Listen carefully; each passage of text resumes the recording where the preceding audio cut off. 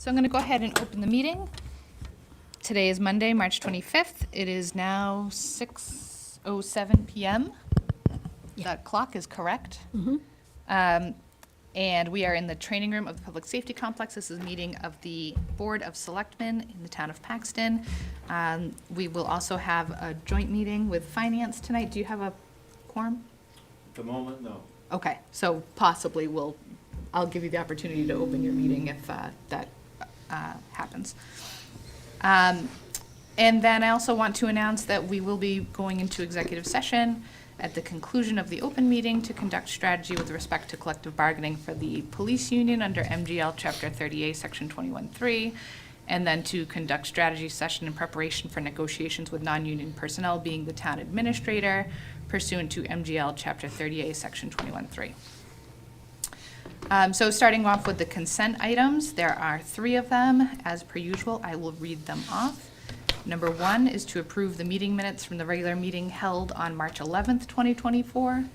Number 2 is to approve the request from the Paxton Lions Club to hold their annual toll road on March 30th from 8 a.m. to 12 p.m. And number 3 is to approve the request from the Paxton Boy Scout Troop 105 to use the town common on May 4th, 2024 from 9 a.m. to 12 p.m. for a bottle and can drive. Are there any objections to any of the consent items? No. Nope. Hearing none, I declare that they are all approved.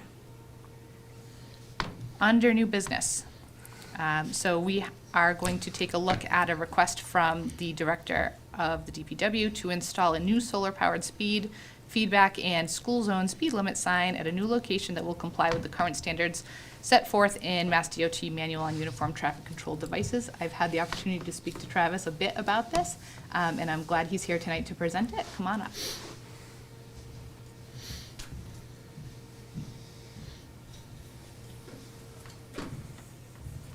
Thank you for having me this evening. Again, I'm Travis Tebow from the Paxton DPW here in Paxton.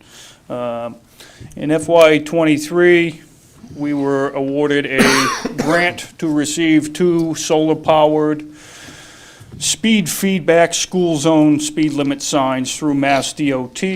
I'm here before you this evening to seek permission for placement, because we are looking to move the signage from where they are currently sitting.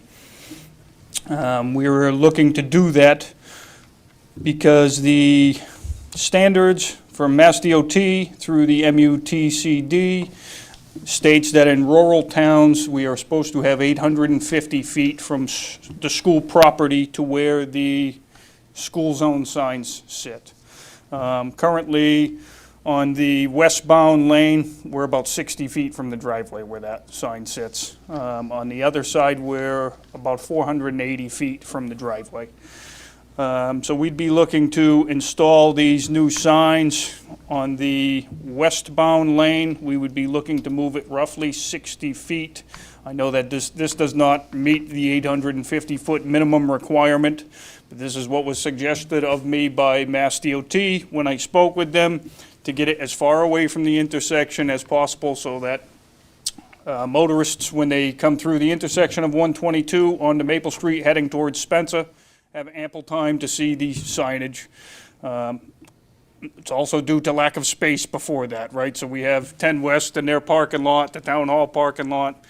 We needed some room. So we'd be looking to move this sign roughly about 60 feet to the east of where it currently sits now, between the driveway of number 14 and the 10 West parking lot. The other sign we'd be looking to move roughly 850 feet from where it sits now, which would put us 850 to 880 feet from where it sits now, which would put us roughly 980 feet away from the driveway of the school. I understand that the minimum requirement is 850 feet. We did have some resistance from the property owner where the 850-foot mark was. Their neighbor, number 71, was gracious enough to have no issues with us putting this signage in front of his property. So that's where we're looking to place it. So if you take a peek at what's on the screen right now, you can see what the signage looks like. So it would have a a 3-foot foundation that would get set under the ground, and everything would be built off of the cement foundation. Again, these are solar-powered signs, and it would have a speed feedback, so it would be, the police department would also be able to utilize this as it would give you a radar. Also gives us some reporting as well. So solar-powered, we're going to eliminate some costs when it comes to electricity usage. Obviously, it's probably minimal, but it's something.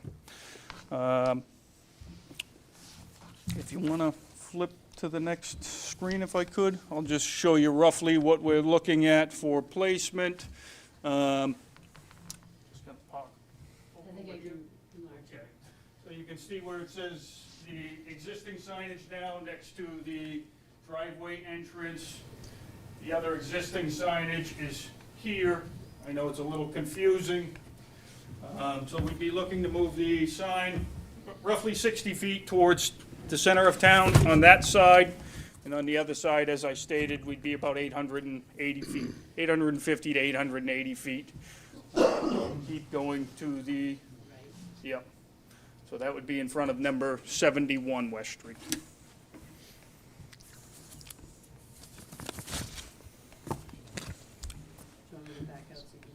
Sure. So it is quite a change, but this would be opening up the school zone and putting us in compliance with what Mass DOT's current standards are. Again, this was, we received the signage through grants. There was no nominal value of what the signage cost. It's only bettering the community. So, yes, sir. Couple questions. Can you scroll this way to the other side of the 10 West parking lot? The adjoining parking lot with the town hall, yeah. What about that location right there? My concern is that 10 West's sign may actually block that. So if you, can I just have you flip back to the other screen where it shows the actual signage? Thank you. So if you notice, the post, it's a minimum of 7 feet, so these signs are roughly 13 feet in height in total. So the speed zone sign that will actually, the radar sign will be sitting about 7 foot in elevation above the sidewalk. But is that higher than 10 West sign? Yep, yep, so you'll be able to see this. It's not gonna be interfere with the 10 West sign. Okay. I was just curious, because that corner's a little rough anyway at the town hall, so. Yep, yep. And Mass DOT's recommendations were for us to try to get away from the intersection, try to leave 150 feet or so anyways. Okay. Because of folks pulling off of Pleasant Street, heading on to West, you know, they may not see it right away if coming up on it too fast. That was Mass DOT's recommendations, Yeah. so. Okay. It's about getting it into a place where the attention, they can actually focus their attention again after making the turn, right? Yeah. Okay. Travis, would it make any sense to go up onto West Street or whatever the road is further, like by Paxton Pizza and down by Carlos's store too, you know, so everyone knows which direction? I know from what you said too, that what the state gave you is where it's at, but if we're concerned about 10 West, Yep. maybe there's a spot that makes more sense with doubling it to be secure for our children. So I don't know if I could do that legally, to be honest with you. I would have to check with Mass DOT because 122 is a state road. We were only granted 2 signs as well, so I could certainly reach out to Mass DOT to see if that was a possibility or a thought.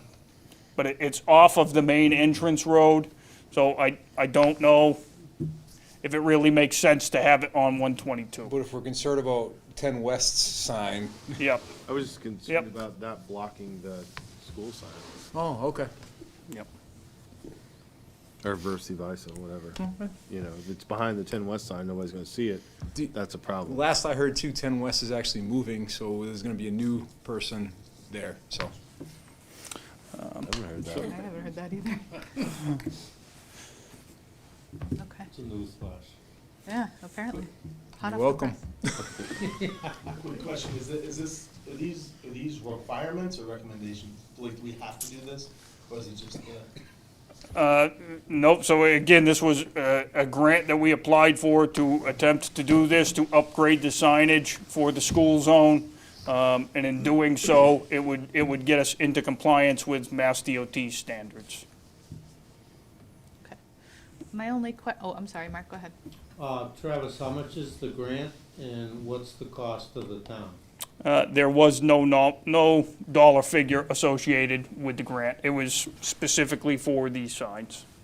As far as cost-wise go, the signs were free to the town. We're gonna end up spending a couple of $1,000s out of our budget to have the computer and everything built inside the signs, installed, programmed, so that us, as well as the police department, can have access to all that information moving forward. So is that in your FY '25 DPW budget? We'll be doing this as, if it gets approved this evening, within the next month. So It'll be FY coming out of 24. our current budget.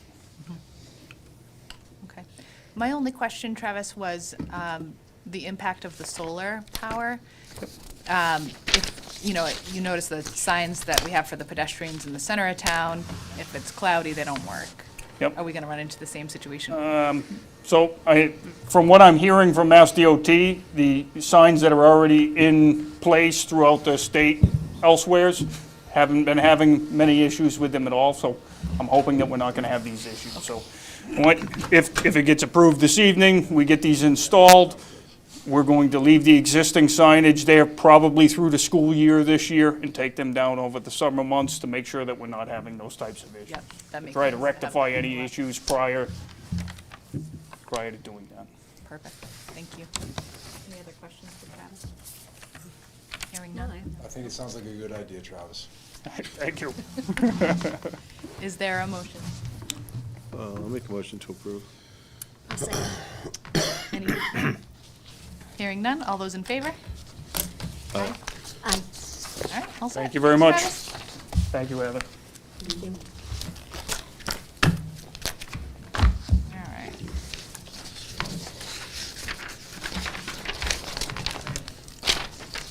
All right, next is to review the warrant articles for the annual town meeting on May 6th of 2024.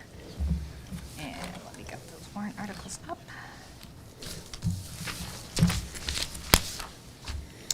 All right, so as it currently sits, we have a total.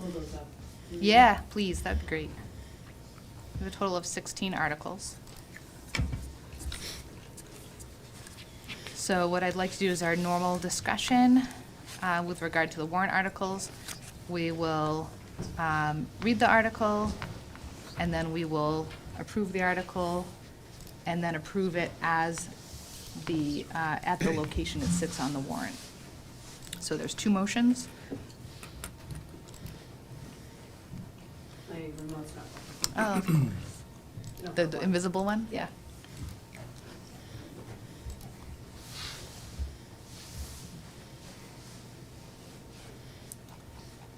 Okay. Now, this is still a draft warrant, so I just want to make that abundantly clear. If we feel that there are items on this warrant that we don't want on this warrant, we can still remove them at this point. Certainly, there may be some focus on the warrant with regard to our pending override, and so, if you want to focus that discussion a bit at town meeting, that's something that we can do as well, and save more or less pressing articles for a special town meeting. Okay, so moving right ahead, we have Article 1, which is a revolving fund bylaw, to see if the town will vote to amend the current departmental revolving funds bylaw with the revisions as attached or take any related action thereto. And Heather, just remind us what the changes are. Sure, let me pull up the info sheet real quick.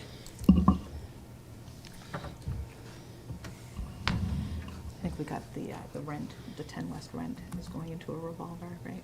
Oh, did we do that already? I think so. So there were a couple pieces to this. Some of it was just cleaning some stuff up. So back from the AG's letter dated in August of 2017, when we first passed, they had recommendations pertaining to just cleaning up the language with gifts, donations, and sponsorships to see if, really that should be going into the revolving fund, so that would take those pieces out.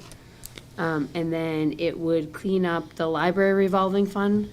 They no longer take in fines for overdue books. They still do charge for lost and damaged books, but they also do copier fees and fax fees. So, I figured while we were there, we might as well do some cleaning. And it does add a revolving fund for the planning board, which mirrors the other town practices. And it gives us a way, one of the things Cheryl's been running into in land use sometimes is she'll generally take in a check for the consultant before the planning board starts in application. And then once the consultant has earned that entire check, she'll just hand it over.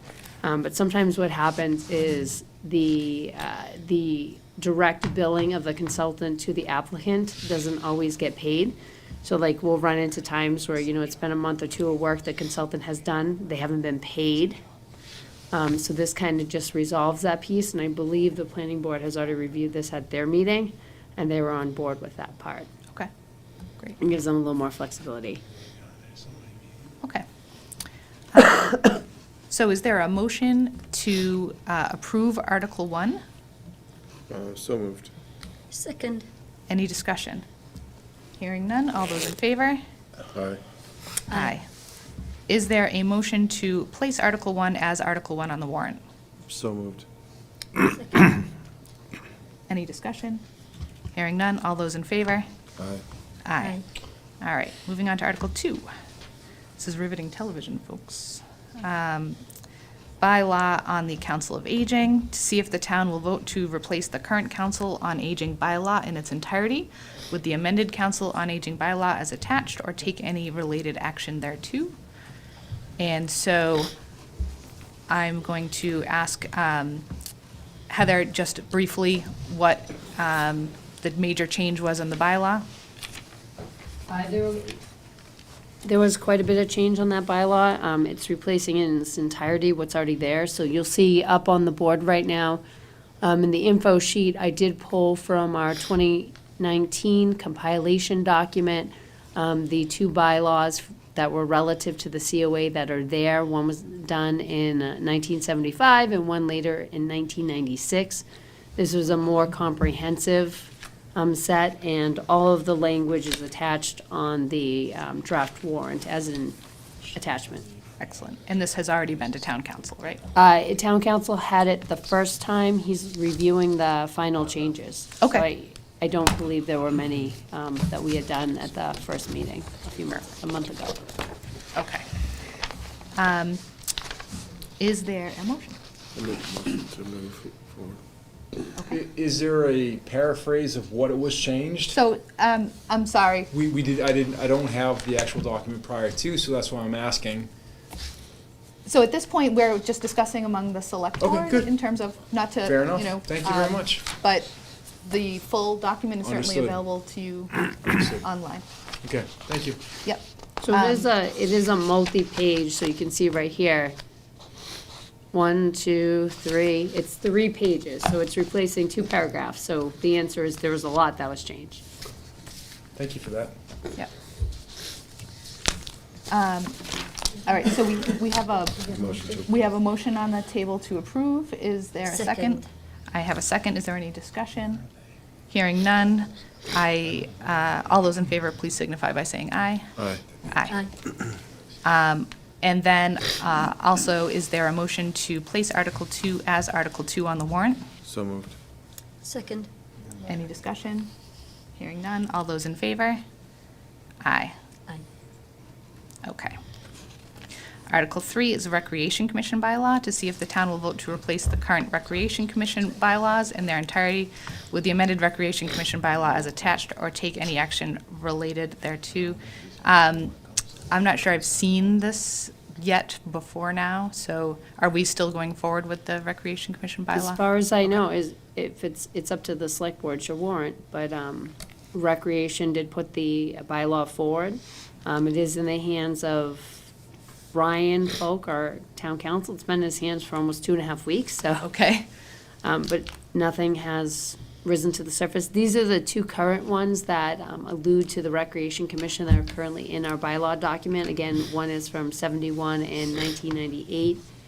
And the replacement document, hold on, let me see if I pull it up. So again, it's attached to the warrant, so when the select board posts the warrant, you'll see it here. It has establishment and purpose, powers and duties, and meetings and procedures. It's relatively concise to a page. Got it. Yep, very good. Is there a motion with regard to the Recreation Commission bylaw? A motion to move forward. Okay, is there a second? I'll second that. Any discussion? I'd just like to make one comment, not pertaining to this, but for some who may be here for the first time, we're going through a lot of our bylaws. We're trying to clean, update everything from planning board to zoning board to our zoning bylaws. So it's a lot of house cleaning. So just, That's why we're here to listen to. yeah, so I just appreciate don't want you to explaining feel that. jilted and not No, heard. not but- jilted at all. So. If you don't mind questions being asked, because I believe that's what our voting right is, too. Absolutely. Correct. Thank you. And 100%. Yeah, and certainly this will also be discussed, sorry, I can't see you. This will also be discussed at town meeting Okay, as well, fantastic. right? So I actually, like, 100% encourage you to come to town meeting. I will. Right now, we're just making decisions as to what goes on the warrant for town meeting, and that would be the appropriate forum for us to have a discussion around the merits of the particular item. Thank you so much. Okay. And there will be a warrant available, though, they say. And Online? as you can see, some of these Yeah. bylaws are, Yep, it'll be available we'll look into it, online and yeah. in print. some Yep. of these Okay, bylaws are fantastic. 40 years old, so. No, We're just trying to get up to speed. We're one of several towns that probably have that same particular problem. Yep. Absolutely. For sure, for sure. The only thing, I didn't notice that it says the term of the members. I didn't see that it was a 3-year term mentioned in. Let's take a look, Carol. Let's see. Under 1. Elected It members. just says, Staggered. you're right, it just says staggered, so we'll have to add the term. Good catch. I will make a note. So Kirk, will you agree to that? Yes, so friendly moved, amendment? yes. Okay. So we have a motion and a second. All those in favor? Aye. Aye. Aye. All right.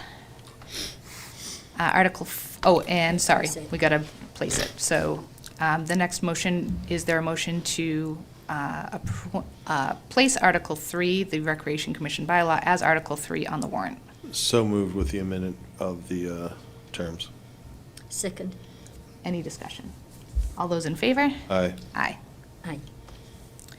Okay. Article 4, Chapter 90 authorization. This is our typical warrant article that we see every year.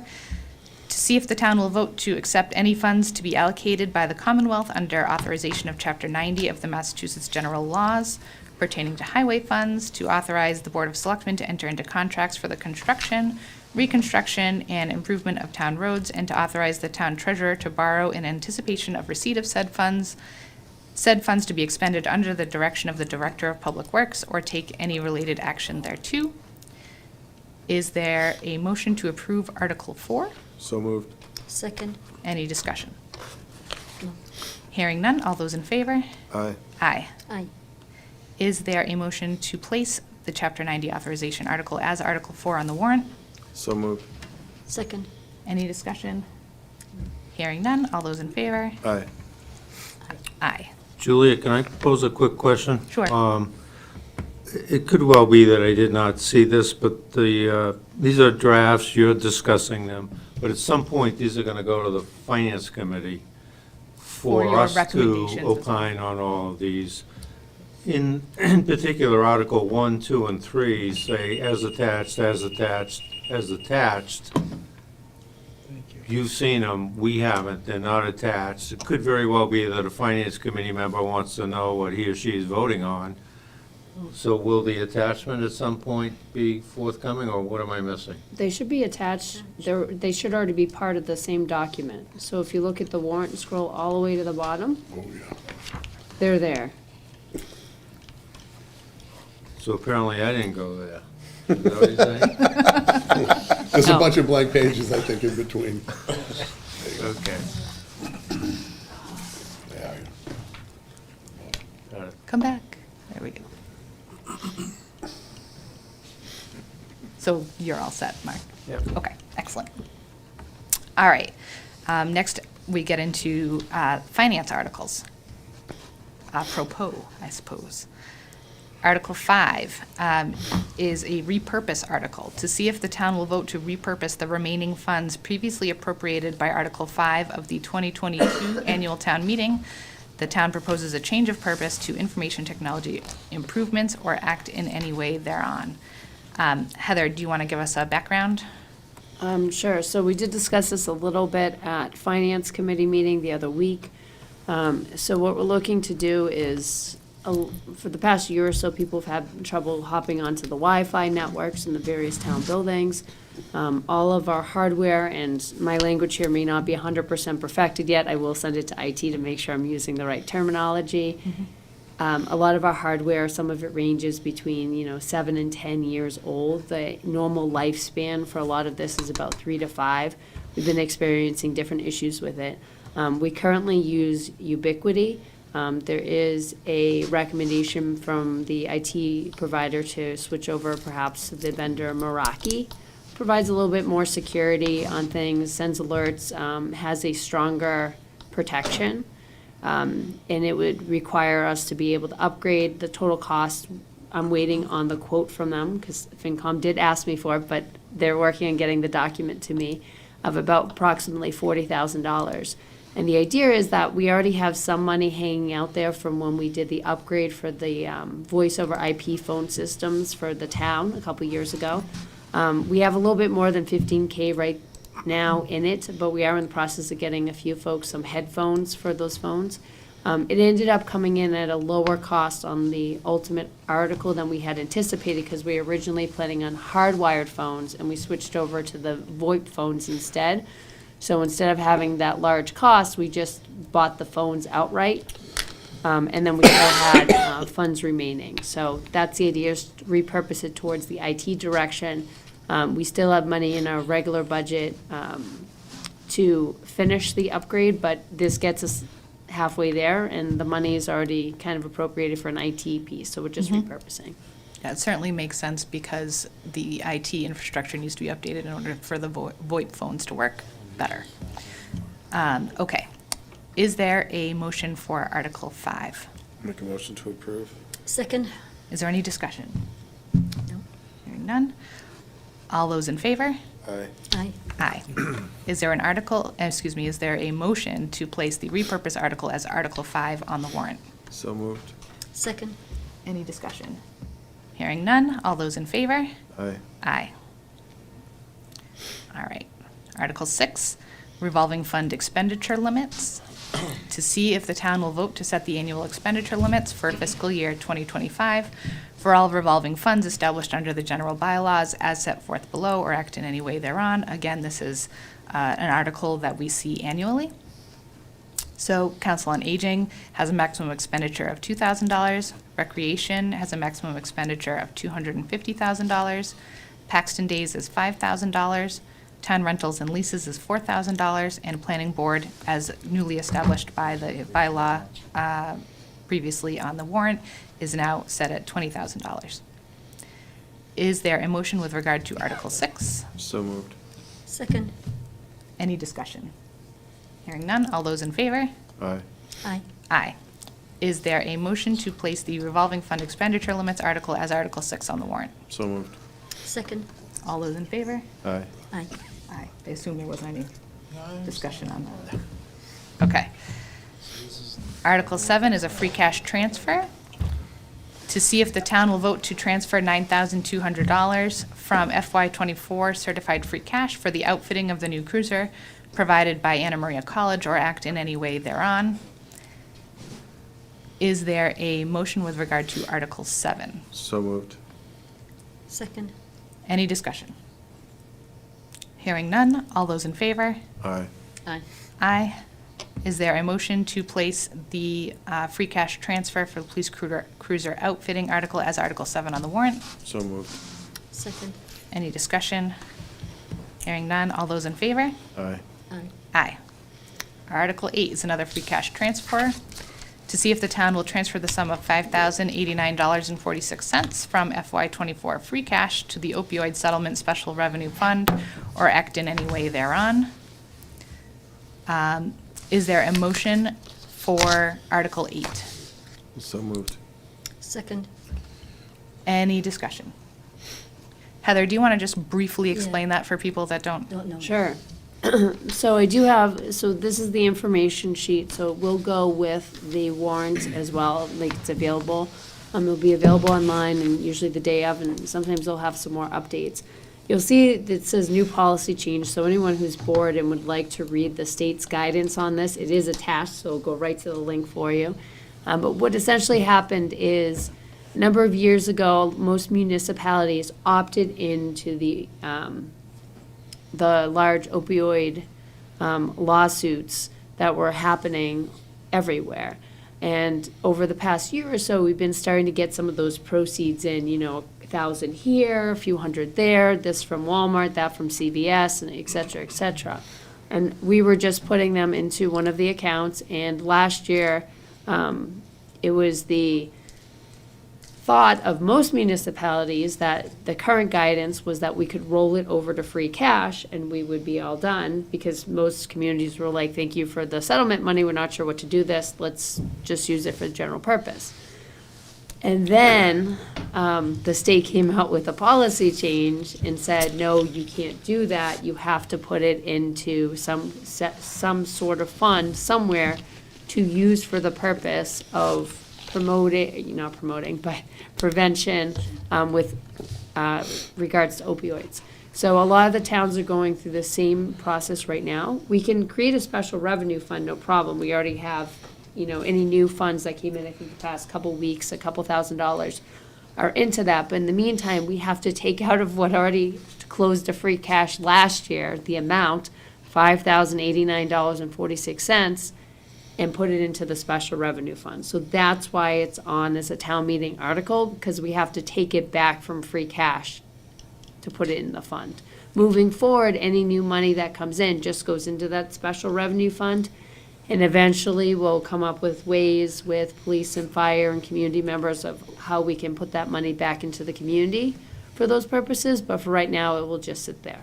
Okay, great. Thank you. All right. Any further discussion? No. Hearing none, all those in favor? Aye. Aye. Aye. Is there a motion to place this free cash transfer for opioid funds as Article 8 on the warrant? So moved. Second. Any discussion? Hearing none, all those in favor? Aye. Aye. Aye. Article 9 is a transfer out of ambulance receipts reserved for the Lucas and cardiac monitors, to see if the town will vote to transfer the sum of $61,000 from the ambulance receipts reserved for appropriation fund to purchase a cardiac monitor and Lucas device for the ambulances for the fire department, or take any action related thereto. Is there a motion with regard to Article 9? So moved. Second. Any discussion? Hearing none, all those in favor? Aye. Aye. Aye. Is there? I just, Go ahead, should this yeah. be submitted by the fire chief, because Just says fire department. Oh, should it probably should be fire chief. to be consistent with There it is. fire chief, police chief on Article 7. All done. You did it already, sorry, I'm Yep. looking at. You ask and shall receive. Good. Change made instantly. Technology. All right. Okay, is there a motion to place the ambulance receipts reserve transfer article as Article 9 on the warrant? So moved. Second. All those in favor? Aye. Aye. Aye. Okay. Article 10 is for the water enterprise, another one of our annual articles, to see if the town will vote to raise and appropriate through water department receipts, water fees or water charges, or transfer from available funds a sum of money to operate the water enterprise as follows. Compensation is $254,925, expenses $874,047, debt $96,619, for a total of $1,225,591, and that $1,056,856 is raised as follows from department receipts. 1 million, that doesn't match. That don't match. That does though. So That's been amended. it's been fixed. Okay, all set. So it should be $1,225,591. Essentially, everything is coming out of water Yeah. department receipts. Okay.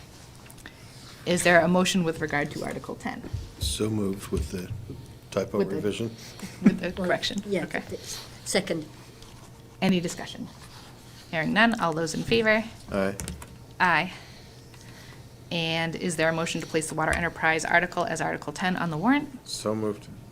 Second. Any discussion? Hearing none, all those in favor? Aye. Aye. All right. Anything else? It's hard to go through these and keep saying the same I thing know, over and over but again. That's and- bit's changed. Yeah, It's okay, we're 2/3. we're moving right along. I know, it's riveting, but has to be done. All right. Article 11 is also for the water enterprise, and this is now water tank maintenance. To see if the town will vote to appropriate from retained earnings of the water enterprise fund the sum of $20,681 or any other sum to pay for the inspection, maintenance, repair, or modification of the Asnabumskit Road water storage tank in accordance with the sixth year of the existing contract with Viola FKA, formerly known as Suez Advanced Solutions, or act any way thereon. Should that be sixth with a TH? Oh, perfect, excellent. So moved. Excellent. Second.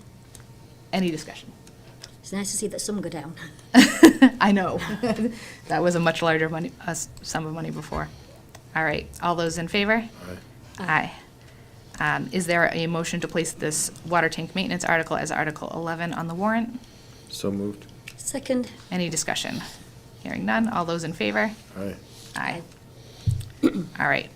Article 12 is appropriate funds to road improvement. This is one of two articles that we handle annually. To see if the town will vote to raise and appropriate the sum of $121,841 to the Road Improvement Capital Stabilization Fund, or take any action related thereto. Is there a motion with regard to this article? So moved. Second. Any discussion? Hearing none, all those in favor? Aye. Aye. Aye. Is there a motion to place the appropriate funds to road improvement article as Article 12 on the warrant? So moved. Second. Any discussion? All those in favor? Aye. Aye. Article 13 is its buddy, to use funds from road improvement, to see if the town will vote to raise and appropriate the sum of $121,841 from the Road Improvement Capital Stabilization Fund for the purpose of resurfacing roads or take any action related thereto. Is there a motion with regard to the use funds from road improvement article? So moved. Second. Any discussion?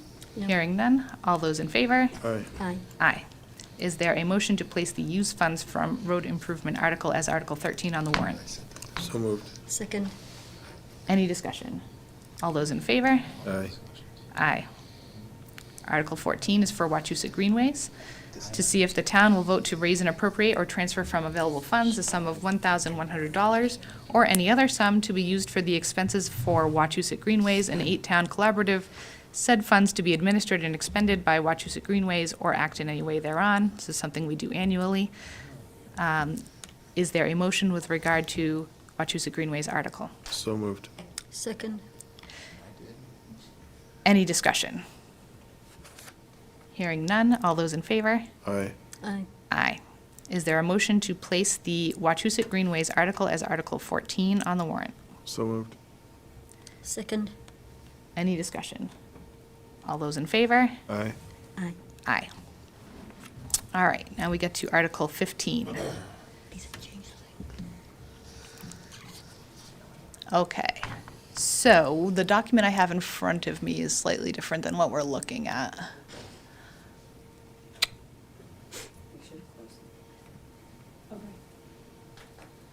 Okay, there we go.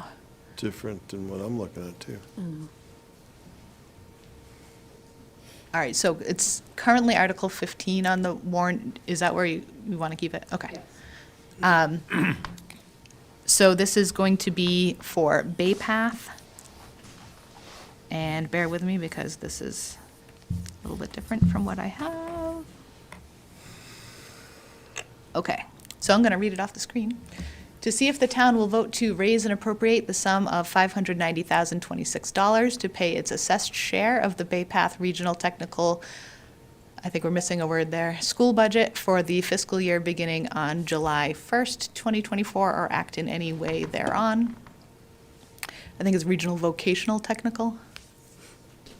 I will add words. I think I just copied and pasted from last year, so. Okay. Is there a motion with regard to the Bay Path article? So moved. Second. Any discussion? Hearing none. All those in favor? Aye. Aye. Is there a motion to place the Bay Path article as Article 15 on the warrant? So moved. Second. Any discussion? Hearing none. All those in favor? Aye. Aye. Aye. Okay. Moving on. Can I add a little Yep, blurb here? please. So the next couple depend on what the select board would like to do, along with perhaps discussions with the FinCom to figure out where you guys are going with the override. So a couple pieces. Number one is in regards to the override in general, the question is, are we doing it just for the town, or is it the town and Wachusett Regional School District? And if it is, and then there's another question of, okay, well, if that's a yes, then are you gonna do it as one article or two articles, so the town and then the school? And then the second question is, okay, well, if you have both of those, now, do you also want the backup budget, right? The budget that would be in place if the override doesn't pass to be on the warrant, or do you want to hold on that, focus on this, the election, and then come back to another town meeting and put that on? Okay. So that's maybe- why I don't know how far you guys want to go with the next couple articles, because I need more direction as to know what you want them to say. Okay. So maybe we pause on the warrant for now and have this discussion. I think that's a good. Mark, do you have a quorum? Do you need to open a meeting? No. Okay. There were, 7-member, we have, I don't think we do. No, we have 3 members here. Okay. Need 4 for a quorum. Right. All right, so I'll start the discussion. So the first decision that we need to make is whether or not we want to have, I think, 1 or 2 articles on the warrant. Should we put both the school and the town in the same article, both contingent on the override, or should they be separate articles so that there would be separate overrides for each of those budgets? In the past, when we have had small overrides, we have separated it out. But at that point in time, it was really because the school had a separate, much higher assessment than what we were looking at from the town. Right now, I think we're in a slightly different position where we have a total deficit, which is very large, and we are looking at a combination of factors that led to that, not just the school or just the town. So my suggestion personally is to have it all together. I'm interested in your feedback. Let me just check to see if they have any thoughts to begin with. Heather, what's your recommendation on this? So I think the recommendation would be, putting the school and the town together makes sense, right? They're both the largest piece of the puzzle. The school sometimes we have an impact on, depending on what other towns do. I would leave Bay Path out of it, because I think Bay Path is such a large assessment, and, so many parties are involved that it's highly unlikely that it's something we're not gonna have to come back to the table on. So I wouldn't put Bay Path as part of it, but I think making the town and the school part of the override makes a lot of sense. That being said, as far as 1 article or 2, my only concern with making it 2 articles, which is what we're used to, is when we go to the ballot question, the ballot question, I would recommend, putting it all as one, because otherwise you start doing kind of a menu override, right? People say, well, I want this, but I don't want that. They pull out the shopping list, as opposed to it's all part of the same package. So you usually want the warrant to mirror the ballot article. Asked. That's why I would suggest one question with both on the warrant and the ballot. Okay. And I think that helps to eliminate the idea of there being competing interests between the school and the town, because that's it's really not what we want as a vision for our town. Okay. They're both important. But I have a question. Yep. If that doesn't pass, and we go to a contingency budget, right, We haven't passed the school budget either. then that's a whole nother can of soup, So, right. big So time. if it, so if it passes a town meeting, but fails at the Ballot box. ballot, you can still go to another ballot within, was it 90 days? Till September, isn't it? Yes, I think it's like September 15th. Yeah. If the first vote happens at annual town meeting, once you get away from the annual town meeting vote counting, then you're within a 90-day window of each other. So at that point, though, aren't you splitting the ballot between the school and the town? No, No. because you have to present a balanced budget. So we would have to come back to town meeting if it didn't, or we would have to, if it didn't pass again at the ballot, right? You have the option of having a second crack at the apple with the ballot. We don't often do that. We usually go back to town meeting. At that point, then we'd go change the budgets. Yep, and we'd alter the budgets in order to reflect the difference. The other thing that would happen is if we weren't the only other town to turn down the school budget at that point, then the school would need to meet again to come up with a revised budget as well. Okay. But that's not what we're aiming for. We're just aiming to Right, balance both budgets. right. Yep. So there's a lot of moving parts to this, which is part of why we're having a careful discussion about it now. Yeah. Well, that's why I'm asking the question, because Yeah. if I have questions, I'm sure other people do too. Yep, for sure, for sure. This is my first shot at an override, so Yep, yep. Thank you for asking the question, sir. thank you. Thank you So what for your happens if support. it gets declined? Like, can we just push it right back to the school district and see what happens? Not unless there's another town that, Okay. Yeah, so, has to be 2 towns out of the 5. yeah, 2 out of the 5 have to turn it down. So what's the problem with having two separate things on the warrant, articles on the warrant? Then you look at competing interests, so somebody may look at that and say, well, I really want my police department to remain intact, and so I'm gonna vote against the school and only pick the police department because I don't wanna pay that bigger sum of money. You're giving somebody an option, essentially, of having a menu, kind of what they wanna pay for. Vice versa. That seems more appropriate to have options. Yep. No? That's my personal opinion. I mean, I could be wrong. I'm That's new how to we this did it in whole the thing, but past. I We think have done it that way in the past, we have. I think You're forcing somebody to choose all or nothing. When we are, In yeah. all actuality, you should be able to have a choice. I don't know. I don't even know if I could be talking right now. No, We're all It's okay. Thank you. We haven't shut you down, so you're All right, good. yeah, No, but I think that's a kind of a bad way to go about it, in my opinion. I'm nobody, but to make you pick Well, everything you're and taxpayer. nothing, I think it's kind of crazy. well, I think your feedback is helpful. That's how we felt in the past. That is the way we've done it in the past. We've seen other towns go down dark roads when they're given a menu, right? So just for an example, a town in our not immediate area, but nearby, kind of did the same thing, but worse, right? So they provided an override budget based on department. And so then people selected the departments that they wanted to vote for, and it ended up really decimating the town. So it's a difficult place to be, but what I don't want to see is I don't want to see people butting heads because of a choice between school versus town. I think everything is important, and we're trying to tell the public that we believe everything is important. And that we shouldn't necessarily be favoring one or the other, especially where the increases are coming from both. So in the past, what we've done is we've dedicated override to, say, the school, if the school's increase was higher than the town's increase, or is what contributed to the deficit. And so if everything is contributing to the deficit, that's my argument for why you put it all together. And it comes down to how do you make the best decision that's gonna positively impact the most people?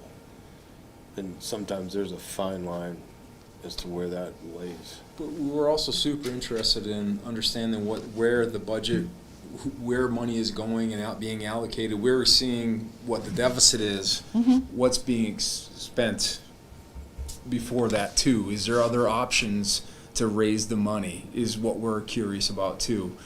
Prime example, we have no gas stations in town. Is that something we can get going, that you can tax them as opposed to everyone else locally? Yeah. And I don't know if this is the right setting for it, my apologies. that's okay. This is a great Okay. conversation. Nope, so, it's certainly something that's been at the forefront of discussions recently, if not for many, many For years. a few years, yeah. But more recently, we've really Didn't think I was the started to- first one to bring it up, that's why. No, so we, No, sorry, you don't we've get the special definitely, badge. yeah, we've definitely talked about it a lot, because having some more business in town would be huge. And, the misnomer or the misunderstanding, I think, with that in part is that people believe that tax revenue from a business comes from the amount of business that business does, which is not true. It comes from the value of the property, right? And so, But if you get more properties in here doing business, they will pay the property taxes as well. For sure. And the nice thing about a business is that it provides tax revenue without necessarily needing services from the town, right? So they're not putting Taxing kids in the school schools. system and things like that. And so that's really the benefit, but you need a lot of business in order to start to move the needle with that. So, I know Jeremy's been working on this with our Economic Development Committee, and, there are some, and I don't want to get too far into the weeds with the conversation, because that's not It's not what we're here weeds. for We're today. all curious. But this is an important piece of it, right? Oh, yeah. And this town has had a revenue problem for as long as I've been on the board. And a lot of it is just because we're a bedroom community. And so there's not a lot of places for revenue to come from in our area, How did right? Rutland do it, though? And, as far as the economic development is concerned. Yeah, we talk about this quite a bit, and how do you get started as far as, if you want to talk about the economic development, and you've got to make it attractive for a business to want to set up here. You've got to make it so that they want to bring their business here. One of the biggest problems we have is, unfortunately, whatever you want to put in town, you can get within 5 minutes of where you are. Not the soccer place recently. Okay. You also have a lot of, when we talk about a bedroom community, there's a lot of people that like the fact that it's a bedroom community. So as much as there are the group of us that say we really need to bolster economic development, you've got the other side. It's just like with the budget, the Wachusett versus the town. You've got people who want to see gas stations and want to see a CVS, and you've got I people just use that as an who love example the- for what it's worth. Yeah. But, yeah. It's a tough road to hoe. We've been pounding at this for the last 6 months with economic development. And just, how do you make it more attractive for a business to want to come here? What do you give them that's going to say, I want to set up my shop and hang my plank here? Tax credits. Well, and we started 3 years ago rewriting 2 years ago, maybe rewriting the zoning bylaws, the planning board bylaws, going through our old bylaws, cleaning up a lot of our old books, whatever, to try to make it easier and more inviting to be here. The soccer asylum is It's a great example of what's going on. It's I mean, an fantastic. awesome example, and that's what we'd like to see, and that's what we're working so hard to do. Jeremy, when is the next meeting? Economic development's going to try to meet before the second week of April. So we've got some assignments that we've got to finish up. I got to get with Heather, and hopefully we can get something done probably by the end of the second. Yep. Go ahead, Neil. Go ahead, Neil. Just, I guess, a follow-up. You have a couple of members of finance here, but they haven't been able to open a meeting. But rather than having it at your discretion to make this a 1 or none or 2, whatever, I would just appreciate some input. I think they're on the same page that you are, but I think just a joint. Getting ahead of me, Neil. Okay, well, I was just going to ask, but because you guys are taking. That's what Neil. That is what he does. We have experience with Neil. That's true. Heather, are we sure that we can combine these two budgets into one override? I'm always happy to, for the override Yeah. part itself, for the ballot, absolutely. You can, okay, I that's- actually had sent the draft question over to our legal counsel last week to make sure that I was writing everything correctly, and he did a modification to it, but yep. Right. And it was his recommendation that we put it as one. We talked extensive, well, I wouldn't say extensive, we spent like 3 minutes on it a couple weeks ago, going back and forth on the pros and cons of putting it together, and we both kind of settled on the notion that it made sense to put the two together on the Okay. ballot question. Okay. So this is for, yes, I know the typewriting looks old here, it's not a typewriter though, but, this is the language you would see on the ballot. Actually, you know what, it's already modified, because this would say the Wachusett Regional School District. I didn't copy and paste his edit. But otherwise, this is from the state's language, like we just copy and paste and put it there. The only real decision, other than if it includes municipal government and the Wachusett Regional School District, is the answer to the blank in amount. That's it. Everything else is the language we're required to use, Okay. so. So I'm going to make a suggestion that we table our current conversation just to allow the school to actually come in and Yeah. do their presentation, because it is after 7 o'clock now, and they are scheduled for 7, and this may actually help us with this decision-making anyways. So if, Jim, you want to come in? Is he hiding? I'll give you, we can take a 5-minute recess. We'll let them get a chance to set up and get comfortable so that they're ready to go.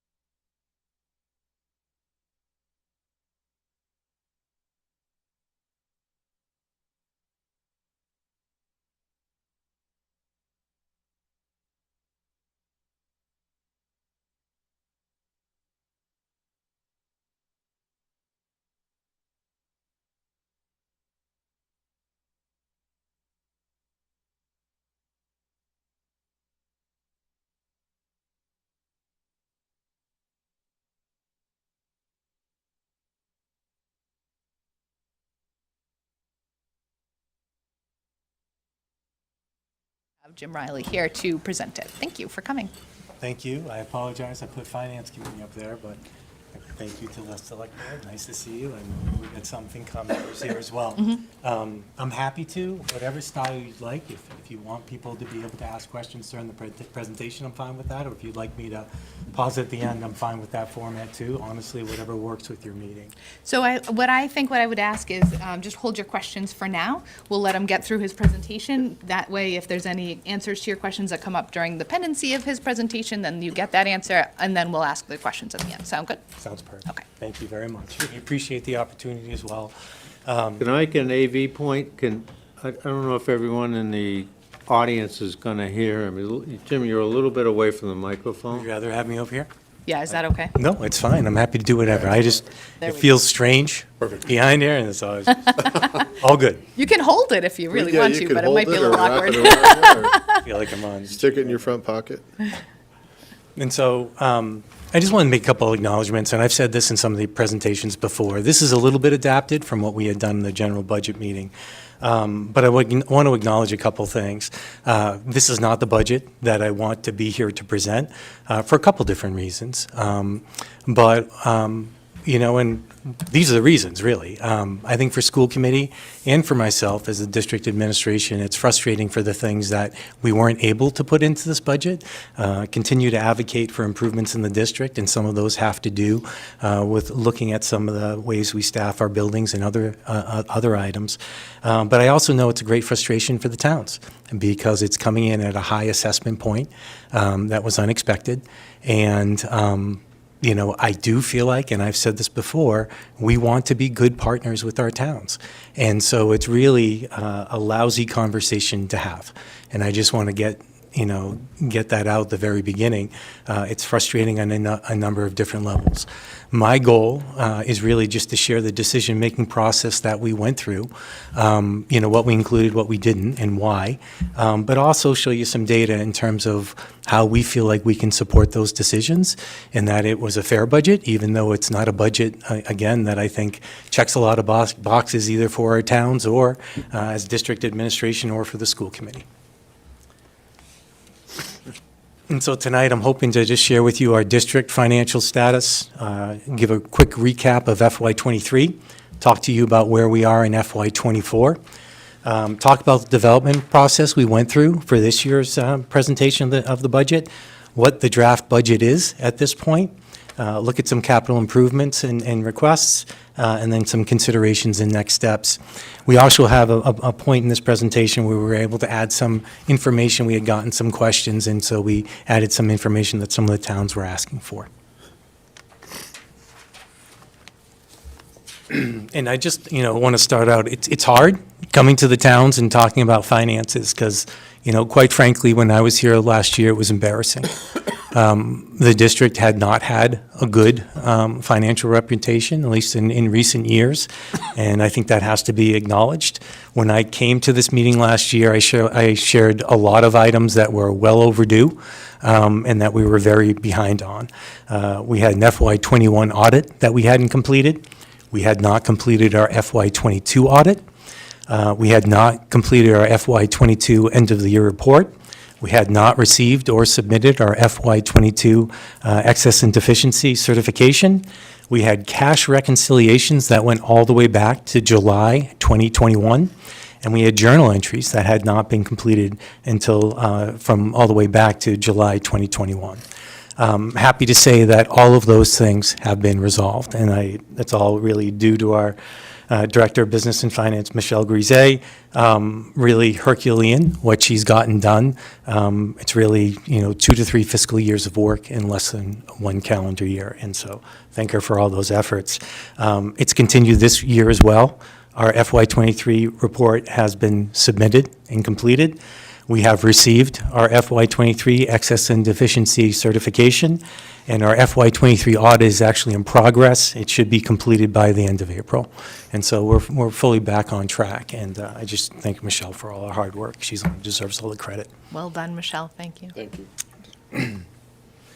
And so last year was tough, not just because of where we were in terms of reporting and our trying to build back some trust. I mean, We were actually meeting near the end of the year, or beginning in January through about April, on a weekly basis with Department of Education and then also with the Department of Revenue, because we hadn't completed some of those reports.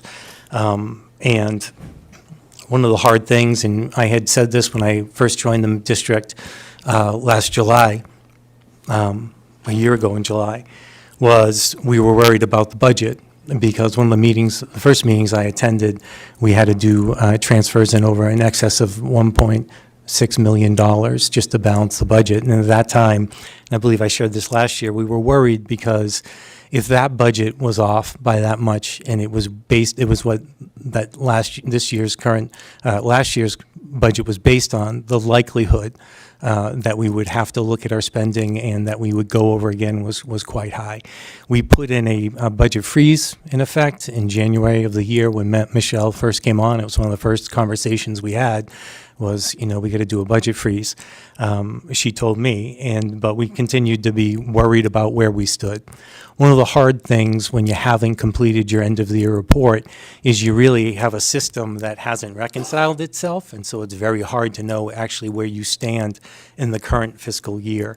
And so when we effectively became live for the first time in May, we knew we were over in a few major appropriations. Amongst them was benefits and insurance, which we were over by about $800,000, $850,000. Our special ed out-of-district tuitions, which we were over by about $1,100,000. Our special education out-of-district transportation, which was over again by about $1.1 million. And then our operations and maintenance line, about $580,000. And because our budget for this year had already been developed, when we learned of those shortfalls, we became a little worried about what this fiscal year was going to look like as well. I think one of the frustrations and one of the things that we're really trying to reconcile with our budget development is some of these things should not be out of whack. I mean, you should know what your benefits and insurance are going to be. There's a figure you use and you can calculate very easily because you should know what that term is, and we're going to show that to you later on in this presentation. And then we also definitely obviously need to do a better job in terms of how we were tracking our out-of-district tuitions. In transportation, there are some areas where that's gotten hurt by rate increases, and we'll share some of that information. But it's one of the major developments, or one of the major differences in this year's budget in terms of where an appropriation has increased. It's our out-of-district special education tuitions, because those had never really been properly captured. Because we had entered into this area where we had over-appropriated in some areas or overspent. Those also aren't areas that you can control spending. If you make an agreement that you're going to send a child out of district, you have to honor that commitment. If you commit to transporting that child, which we're legally to do both, you really don't have any choice there. You have to spend your benefits and insurance, and you have to make sure you're providing that entitlement. And then I'll say in facilities and maintenance, that is not an area where the district has taken as proactive an approach as we would have liked. I don't think we've put maintenance into our buildings the way we've needed to. And because of that, we have failing systems in our buildings sometimes that have to be addressed. Anything under $35,000 becomes a responsibility of the district. And, when something breaks, we're going to fix it. And these really are things. These aren't kind of nice things to have. They're failing systems and things that we felt like we needed to address. So at the end of the year, when we knew where we were, DESE had said to us, you're going to need to amend your budget. And the best way for us to do that was by using our excess and deficiency. And so we amended our operating budget by $950,000. And we ended up doing that by using another $950,000 of excess and deficiency. I think it's important to note that $850,000 of excess and deficiency was already used to create that budget. So effectively, last year, we spent about $1.8 million out of our excess and deficiency to basically fund and then balance the budget. I shared that because, and we'll talk about it a little bit later, excess and deficiency right now in the district is quite low. We're right around 1%. And that's not really a healthy number to be at, because if you do have an unforeseen emergency, really it's one of your only recourses to fund without going back to the towns and say we overspent and we didn't develop a proper budget.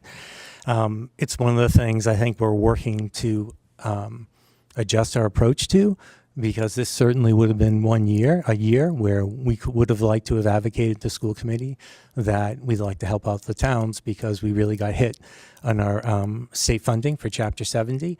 And it would have been a great year for us to be able to help out and ease that pain. But we really just don't have the money to do it. The other thing we did to help balance the budget last year was use revolving funds. I'd say the other thing I'd share about how the district has used revolving funds is we've used them excessively for about 3 fiscal years now. And so a lot of times I think the district took the approach that we,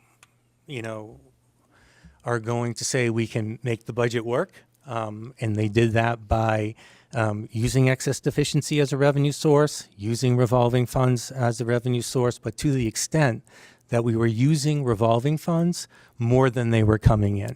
Okay, so we were spending down the school choice fund we had. We were spending down circuit breaker to a level more than it was coming in. And we should always be using revolving funds to help balance the budget and grants. And so that's not a practice I'm trying to say we shouldn't engage in. But what I am saying is it gets to be a dangerous game when you're balancing the budget or trying to pass a budget and you're using more than you're actually taking in. Eventually, you're going to hit a point where it's not financially sustainable.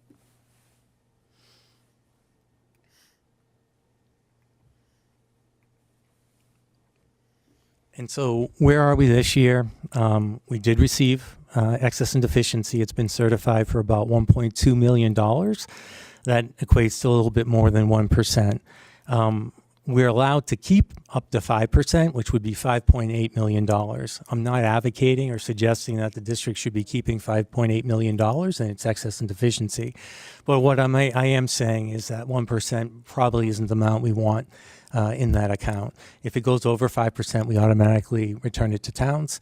And we always do need to have town approval to use excess and deficiency. One thing I didn't share earlier is Desi's told us that in the future we have to make sure if we use excess and deficiency, we give the towns 45 days because they can question it and bring it to a town meeting if they want to. We weren't trying to get away with something. I'll be honest with you, Desi, they sent us a letter, but they also told us to do it last year.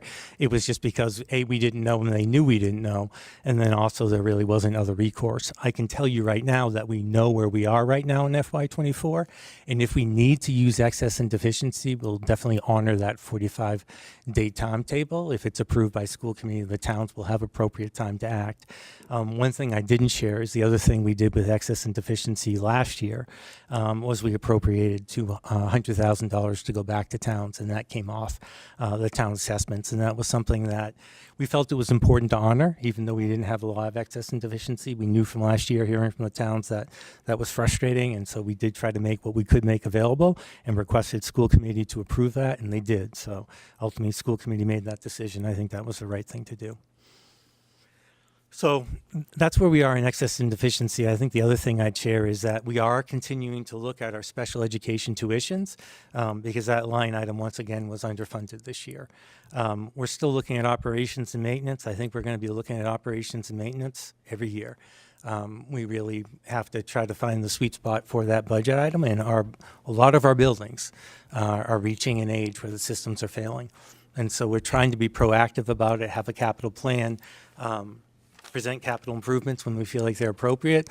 I'll share with you some of the work we're doing specifically at Paxton Center School with some of the funds we have available. We've put about $200,000 into that building this year, and we were able to do that through our food services account. And so I think it's important that we continue to look for opportunities to help invest in the building as well. But I think that's going to be an ongoing issue for the district moving forward. We're hopeful this year that we're going to be able to balance the budget without touching our excess and deficiency by using grants and revolving funds. And so we're always going to use grants. We're always going to use revolving funds. And so we certainly aren't saying, before we shouldn't have to touch our revolving funds. We should, and we should identify them as a revenue source. But again, I think you have to be measured in that approach and make sure you're not counting on money that you haven't received yet. One of the examples we'll talk about later is our use of circuit breaker, where we're using current year circuit breaker. And best practice would be you use the previous years, because that's a guaranteed revenue source, not one that's anticipated. And so we're still playing a little bit of a tricky game around that. So I want to talk a little bit about how we ended up where we did in FY25. And I think where we began when we were looking at FY25 and where we ended up are very different places. And these are really the factors that have impacted that. The first one, the primary one I'd share, is that we entered into what they call Chapter 70 hold harmless. And I'm going to explain a little bit more about what that means to us, because it's had a major impact in terms of anticipated state funding. We also have to make, as I said earlier, an adjustment to properly appropriate for our special education tuitions. We don't have available reserves in either revolving funds or excess and deficiency to mitigate this crisis, and I'd say it is a crisis. And then also every year, with all of our towns, the state is slowly putting greater financial responsibility on our towns from the state. And there's a formula they go through, but in effect, all of our towns are experiencing between a 1.5% and a 2.5% increase for part of the funding of our budget. And that's not something that's in our control. That continues to increase until, Michelle, I'm going to forget, 82.5? Is that when it stops? Yeah. And so when that gets to that target share, it won't increase anymore. But until the towns reach that target share, the state will always increase their percentage of what of the paid funding for the local town's responsibility is. What does hold harmless mean? Well, we had a slight decline in our FY24 enrollment, and there was also a decrease in the inflation rate. And so the state maxes out, I think, at about 4.5% when they adjust for the inflation rate. This year, it's gone down to about 1%, 1.35. Thank you, Michelle. And so, which we've been told is the primary factor why we went into hold harmless. What it means is you're not eligible for an increase in Chapter 78. I'm going to show you what that had been happening in terms of increase in Chapter 78 to the district in the last 6 fiscal years. Effectively, only in terms of your Chapter 70 funding, and so from the state, you can only receive $30 per student additional funds. We're one of 211 districts in Massachusetts. About 2/3 of the districts in the state is actually dealing with the situation right now. We're one of 80 districts that entered into hold harmless this past year. I think the majority of them is because of the adjustment in inflation rate. The hard thing is, and I'm thankful that the state even adjusts for inflation, but what's difficult is the 4.5 doesn't represent what actual inflation is. And so you had a couple of years when the inflation was quite high. And then, so you haven't caught up to that. And then we really got hit on our funding. This is a graph of what our historical Chapter 70 increases had been. And so in FY20, we got about $1 million more than the previous year. In FY21, we got about almost $1.5 million more than the previous year. In FY22, we got less, but that was based on COVID. And so that's the year where the state hadn't even settled its budget until I think late June, July. And one of the things that was at least helpful that year for I think towns and schools is there was a lot of grants and other support that was coming through that made that a little bit easier to manage. But the next year, again, we went out and had a major increase in our Chapter 70. It went up $2.6 million. And then last year, our Chapter 70 went up $3.4 million. This year, it's gone up $202,000. And so that's, it's a large drop. And it's a major loss of an anticipated revenue source. While I don't think the district can always plan to get $3.4 million as an increase, I also think that it's really hard when you're expecting something. And it's one of those things that even if we got $1 million in Chapter 70, it would have made a difference in the assessment for the towns, and at least what we were able to look at in terms of our budget. The other thing I mentioned earlier is the special ed tuitions, but it's not simply the district not tracking appropriately in terms of what special education out-of-district tuitions were costing. I'd also say there had been an increase in the number of out-of-district placements over the last 5 years that we've recently kind of looked at. They also changed the rates of a lot of these programs. So the state approved a 14% increase in these programs. And so they couldn't do more than 14%, but most of them took advantage of the 14%. And so you're kind of compounded where you haven't budgeted the right amount, but then there's also a 14% increase on top of that. That also happened this year, and they've approved a 4.69% increase for tuitions next year. And so we're trying to factor all that into and how we create the budget.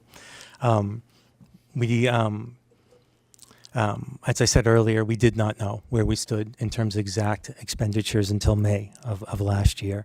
And, we need to correct that this year. We need to get the budget, which I am confident at this point is a fair representation of what the district expenses are. I will, though, also share, and I'll show you a couple areas where it's really tight. Like, do I worry about our salary line and the adjustments we made? I do. Because we are trying to share the pain. I know it's not going to feel like it when I share this with you, but we really are trying to be good and responsible with what we're asking for. Just a little bit more on excess and deficiency. We've used almost $3 million in the last 3 fiscal years. And so in FY22, the district budgeted $950,000 out of E&D as a revenue source. Last year, we had budgeted $850, and then we needed $950 to balance the budget. And then this year, we had put $200,000 towards it. I think what's hard for us as a district administration right now is those years, FY22 and FY23, I think they just show that those were improperly developed budgets. They didn't recognize what it was going to truly cost. Thank you. What it was truly going to cost to run the district. And it's frustrating because, again, I would argue that if we had not used the funds in those years, this year becomes a lot more tenable for the towns because we're able to offer some help. And so, I certainly don't mind and feel like we should always say to you, this is what we're using out of revolving funds and, support the budget that way or, pursue grants. And in years when we have it, share excess and deficiency. But it just kind of shows where we were at, how troublesome those two budgets were and how they were developed. Like and Michelle can talk about the process. We were basically, or the district was basically, multiplying their salaries by 3%, not doing an actual analysis of what it cost, who's going up a step, who's moving over a lane in our contracts. And it really caused issues for us. And, beyond the reporting, we're still digging out of that mess. In terms of the town share of the overall budget, and Michelle speaks to this better than I do, as I said earlier, the state makes a determination of each town's ability to share in net school spending, and it continues to rise in all towns that haven't reached that threshold of 82.5%. It's certainly made worse this year by not having a true increase in Chapter 70. And, I know we certainly weren't expecting to be put into hold harmless. And it's had an impact on both our draft budget increase, which is almost 5%, the total assessment to our towns increase, which is 6.12%, and then the Paxton assessment increase, which is about 4.39%.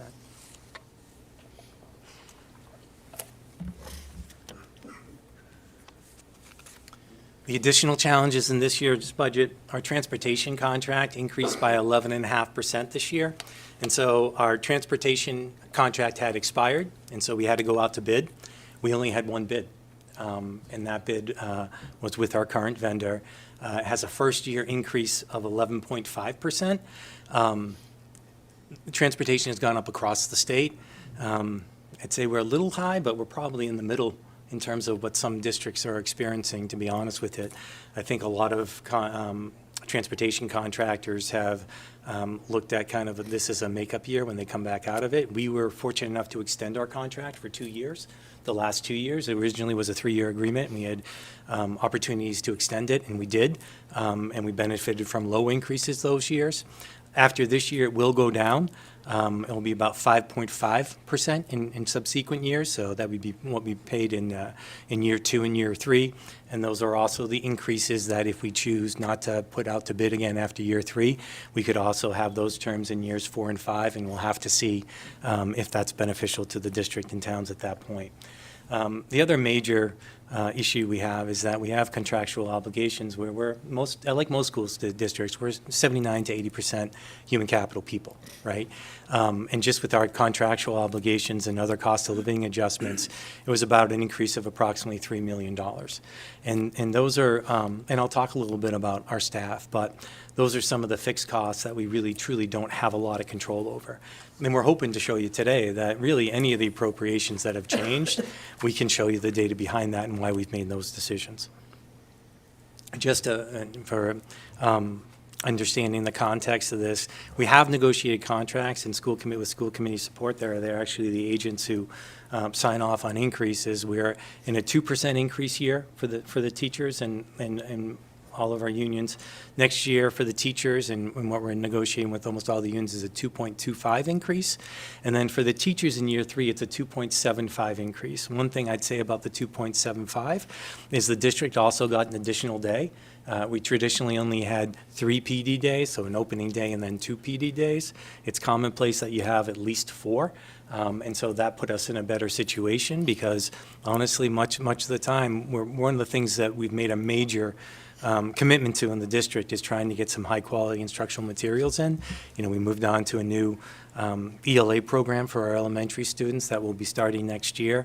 And to be able to implement these things with fidelity and give your teachers proper training, it really is important to have at least 3 PD days to be able to plan with them.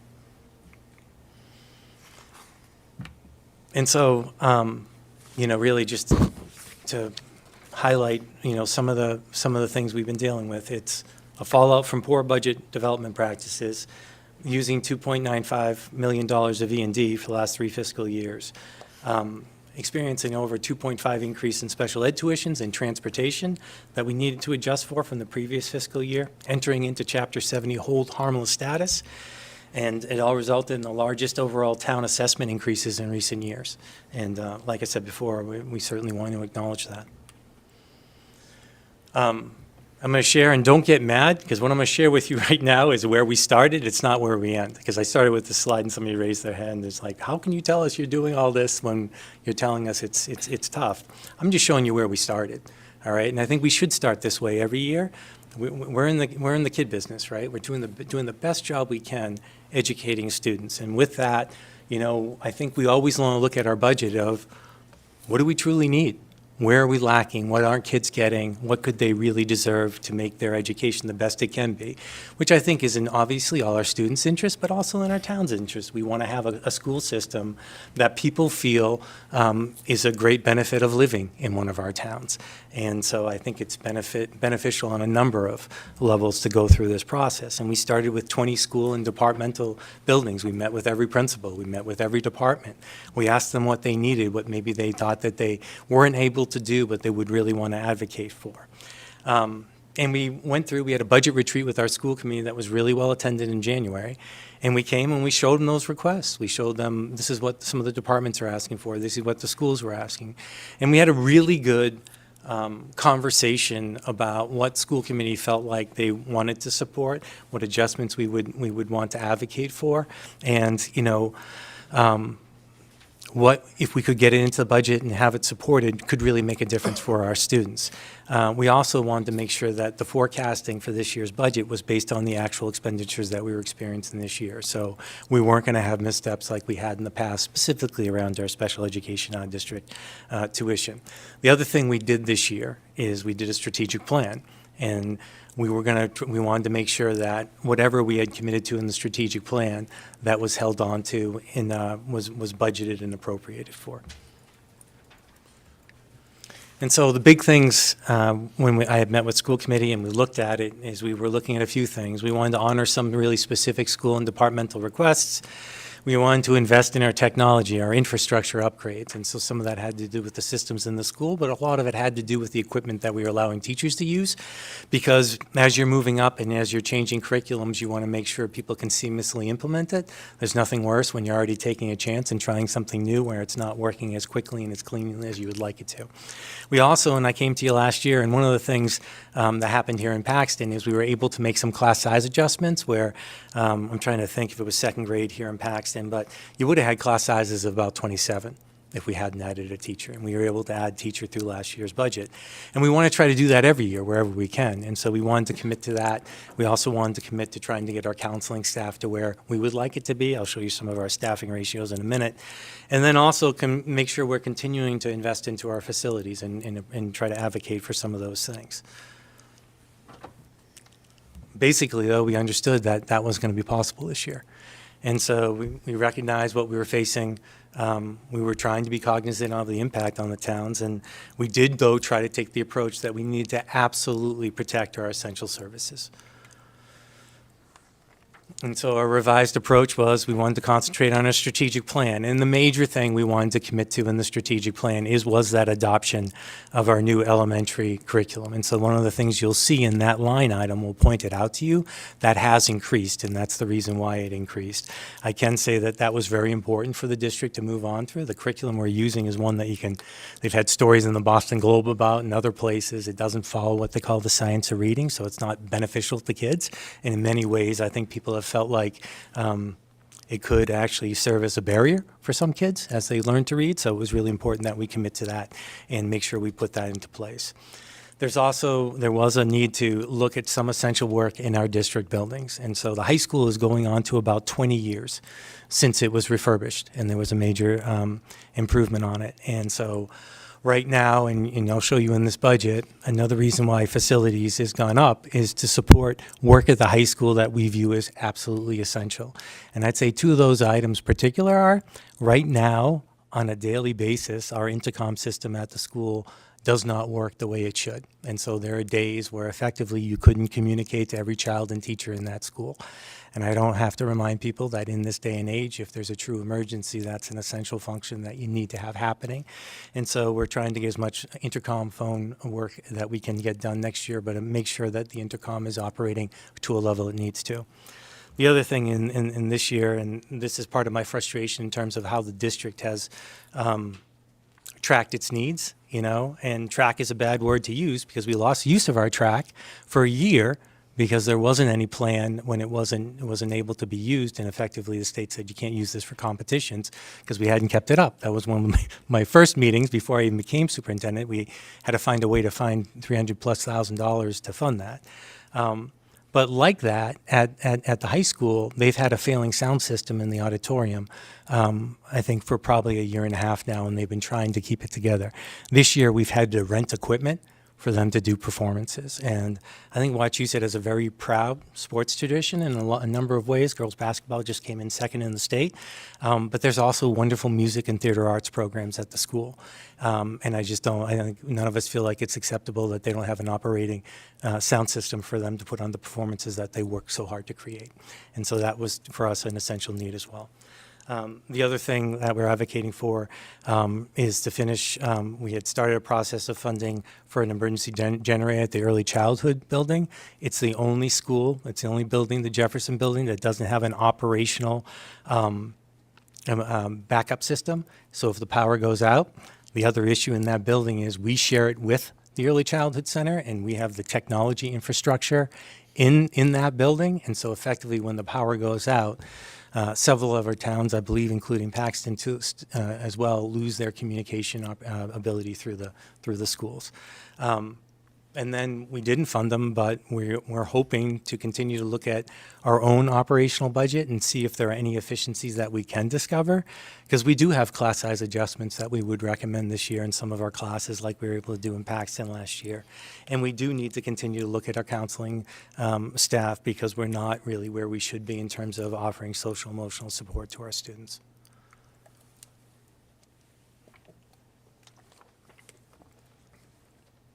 Oh, Michelle's up. So this is Michelle's turn. She's going to walk you a little bit through the numbers. You want me to take this down? Yeah, if you want us to. Can you still see it? You're attached. You can move it wherever you want. No, it's the computer. You can take your computer with you. You're still. I just wanted to make sure she, I can see that back there, or I can see it here. Okay, I guess I gotta go over here. Can you hear me better now? So the first slide is the enrollment update. You can see that Paxton has dropped 16 students. The overall district was 61 students, I believe, or wait, sorry, 46 students. Six. Sorry. You can go on to the next one. Okay, this next slide is your increase in your minimum local contribution. So this is DESI's calculation of the foundation budget, and they come to the conclusion of what you can, what you're required to contribute, and that goes up every year, as Jim had said earlier. So your increase was 2.83%, or $137,697. All right, so this is our overall budget by appropriation. The first line that you see there, the salaries and stipends, which is about, well, salaries and stipends and benefit and insurance are about 80% of our budget. The salaries and stipends, how I arrived at that is, as Jim said, went through and evaluated every person, what lane and what level they were at, elevated them to the appropriate the appropriate level, and calculated what that increase would be. So Jim had said earlier that the increase was over $3 million. It is really over $3 million, but we are looking at, we dropped it by about 1% to just, because we needed space in the rest of the budget to put some other things in that we needed. So we do generally have some outgoing, incoming open positions. So we're kind of taking a little bit of a risk there, not giving us any space whatsoever to mess up. Let's put it that way. And then the second line, benefits and insurance. Our insurance increased 5.3% this year. And then our increase for the Worcester County retirement was 9.48%. So that was the increase there. Our next line, instructional support, that went up just a little under $200,000, that 5% increase. That actually, the increase is from $250,000 increase for just that, the new ELA program from grades K through 5. This was actually a line that I tried to, and it worked out okay. I actually went from here's your budget to the needs, like what does each department need when we talked about those meetings. So looked at all the principals and all the departments, like what do you need? They gave me the numbers to actually fill their lines instead of pushing down a budget to them. And most of them were pretty reasonable. They asked for a little less, thinking that, and some asked for a little bit more, but nothing was outrageous. But this line is a true needs-based, not necessarily just based on last year's expenditures, but what people were really needing. The operations and maintenance line, so I'm trying to see what that went up, 13.1% or $649,000. The biggest increase in that line is because we did put in for some items up at the high school that we needed. He talked about the sound system, but also they need clocks, intercoms, and phones, they're not working properly, and it's really a safety issue. So we put $350,000 aside in that line to do some work up at the high school, and then another 150 to get the generator done at the ECC, or at the Jefferson Building. What went down there a little was our heating fuel. Our oil bid came in less than what it was this year. It actually, we budgeted 920,000 for this year, and we're only budgeting 788,000. So that was about $130,000 savings. So we were able to lock it in a lower rate. The next line, the pupil services line, that one increased. It's a small line, but it increased about $18,000, or almost $19,000. 14,000 of that is we have some AEDs that we have been servicing every year through a grant, and actually we didn't do it for several years. This year we're doing it through a grant, but we're budgeting for that because it is going to be an ongoing expense that's going to happen year to year. So we don't want to count on grant money for that. And then the special ed tuitions, Jim talked about that a little. You can see there's a pretty significant increase in special ed tuitions. It wasn't budgeted properly last year, and this year we've actually have the list of students behind what those special ed tuitions are going to cost. Our special ed tuitions are actually going to be $9.6 million. You can see we're not budgeting nearly that. We are doing there's a little bit more in there. It's about 3.8 or 3.9 million that's budgeted through the general fund. We use 1.5 million from our IDEA grant, and then we are going to use 4.25 million in circuit breaker revolving. As Jim said, we're using current year circuit breaker revolving, so we're counting on monies that we don't even know that we're going to get reimbursed for. Usually, most districts will use the previous year, and you have to by law. So we're kind of crossing our fingers, but that's how we've actually been operating out of circuit breaker for the last several years. And then the other operating costs, that's our charter and school choice tuition out charges, so that we get that information right off the budget, the cherry sheet. And then transportation, Jim talked a little bit about this. We're looking at 11.5% increase, or over 11% increase. We did have our incumbent, who was the only bidder. And our next 2 years will be 5.5%, so we won't see as large of an increase on that.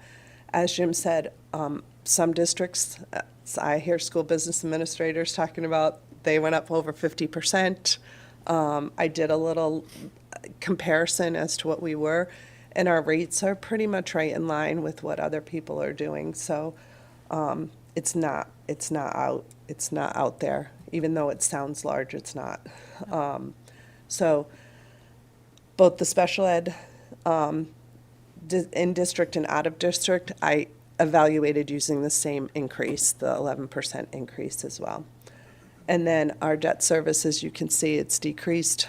We had some debt that came off the books this fiscal year. So that's that one. All right. So our revenues for this year. I'm just gonna hold on a minute. Okay.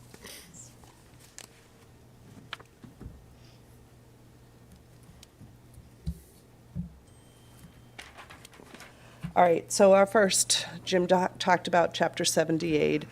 Our foundation budget is built on two pieces. One is minimum local contribution, one is our Chapter 78. So as the state sees that the towns can afford more, then your aid can decrease. So we had a very slight increase in our Chapter 70 aid. Our Chapter 71, which is transportation, we're looking at a pretty sizable increase there from last year.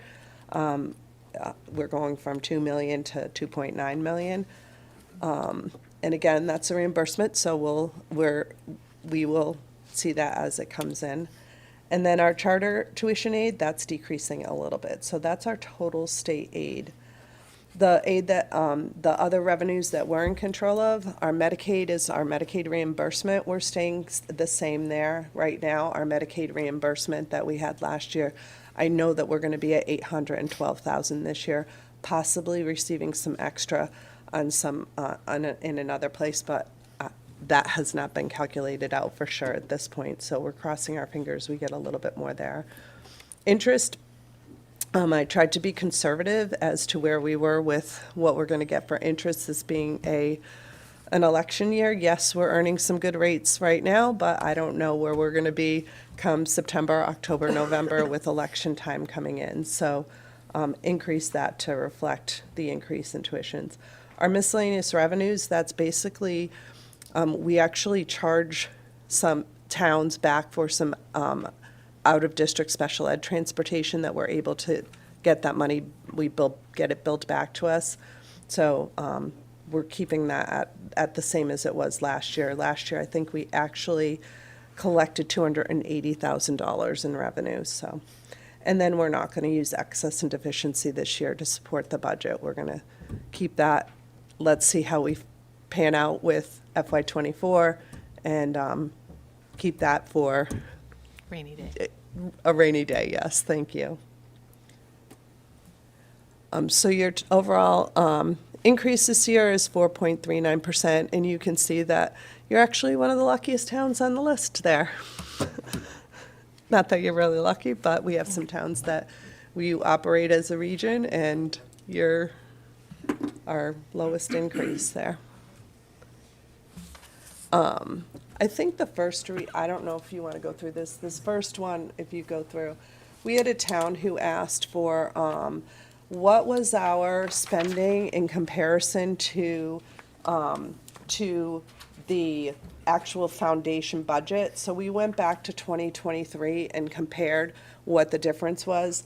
And, I'm gonna go back well, no, that's fine, that slide's fine. You can see that we spent 25.2% above what the foundation budget was for the categories that they actually did it in. If you go to the next slide, it explains, there's very few towns who actually would spend what the foundation budget is at. It's actually, I can't actually see that, so, let me switch with you, Jim. Okay, so, 98% of districts exceed their foundation budgets, and more than half of them are by 40%. On average, it's 46% over the foundation budget. So us being at 25.2%, we're not, we're way below what the state average is. So I don't know if that's what they, I can take it from here, too. oh, okay, Yeah, no, thank you. yeah. Perfect. I think we The reason why we gave that information is because people ask us a lot of time, you're well above what the state says is the minimum, and I think we just want people to understand, nobody's really operating at the minimum. The places that do are typically large urbans, and then also sometimes your vocational technical schools. And the reason why is because the rate that they're getting from the state is very different than what we're getting. And so effectively, I was doing some quick math when we were going after Bay Path the other day when we were in Rutland.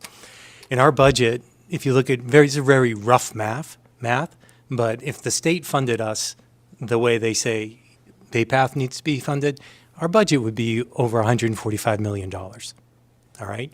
And that's with $10 million that we're paying in out-of-district tuition that they're not. And I don't say that to pick on Bay Path. I think vocational schools are wonderful. I think the state's doing the right thing by the way they say they should be funded. But that shows you the difference. We would be net school funding too if we were funded at that rate. And I can't tell you what I'd do with another $35 million. But it's the reality of the situation. And this is just showing the state average, what people spend above the foundation budget. The state average is 46%. We were 25% in FY23. I will tell you that this year, that'll be higher. I think we'll be over 30%, maybe even 35% over the foundation budget. But my guess is the state average will go up as well. and we'll still be well below the state average. We're not sharing this data to you to complain. We are trying, though, to let you see this is where we slot in when compared with other districts. We think it's an important data point to see. So I talked a little bit about capital improvements. Last year, we presented to the Capital Improvement Committee. I don't know if that is that what we call it? And we talked about needing a kitchen hood. They were gracious to listen to it, and we had said that we think we might be able to allocate some funding from our food services revolving fund, and we were able to do that. And so we put the hood in. It works great. It did go off one time when it was first burning, but it was successful, and that cost us about $90,000. We've also made a lot of other kitchen improvements that were needed at the Paxton Center School, and so we added double-stack convention ovens, which were $23,000. We added a steamer, which was $21,000. Added a kettle, which was $31,000, and in April, you're due to get a conveyor dishwasher for about $31,000. For us, it's important every year we try to commit and present information to school committee, tour our buildings. And so we understand at this point, and I know we talked with Heather, that there may not be a way to always support or pay for capital improvement requests. But one of the ones we want to keep on Paxton's radar is the potential separation at some point from your senior center from the school. And in particular, I'd say that in comparison to adding a sprinkler system to the building, which I believe would cost in excess of $1 million, and I know $150,000 is a lot of money, and I know you're in a financial crisis right now, but we really do, and what school committee had recommended was we bring this project forward, because I think it will improve the overall safety of the building. And if there is a time where, and I know Heather's put this out as a request to the state, as a sorry, Heather. Earmark. Thank you very much, Heather. I apologize. But for me, I always want to do my due diligence by school committee and say, this is the project that we're asking the town to consider. And I'm more than willing at any time to provide some additional information why we feel that's important. But I also understand fiscally that the town's in a difficult spot. We didn't send, and I apologize for this, and we will make sure we send to you our capital improvement list in terms of where we are in that document that looks about 10 years out at all of our facilities, and what we would tend to want to request some town funding for when the projects are appropriate. The other thing we're looking for at Paxton is you have a similar situation to a lot of our schools and the high school even, where we're looking at the phone systems. We'll probably be replacing them this year because it will be under the $35,000, and there's a fairly immediate need for us to do so. It's an antiquated system, and we're having issues with getting replacements. You can't even find replacements. You're almost getting them on the used market. And so we actually recently got a quote, and we'll be moving forward with that project just because it's the right thing to do. In terms of considerations and next steps, we are still doing some work at the school committee level and the district level. Presented the idea of school choice. The district has not accepted school choice students for the last couple of years. School choice gives you a revenue source of approximately $5,000 per student. It's important to note you don't get state funding for those students. You just get $5,000 from their sending district. But we would, if we started to accept school choice students again, we'd start getting those payments in December of next year. So it would be a revenue source next year. And in some areas, we're looking like we do have some room. And so we're doing that analysis. I did an initial presentation to the school committee, and they gave us some things they'd like further information for, but they're going to consider that during our April 8th meeting.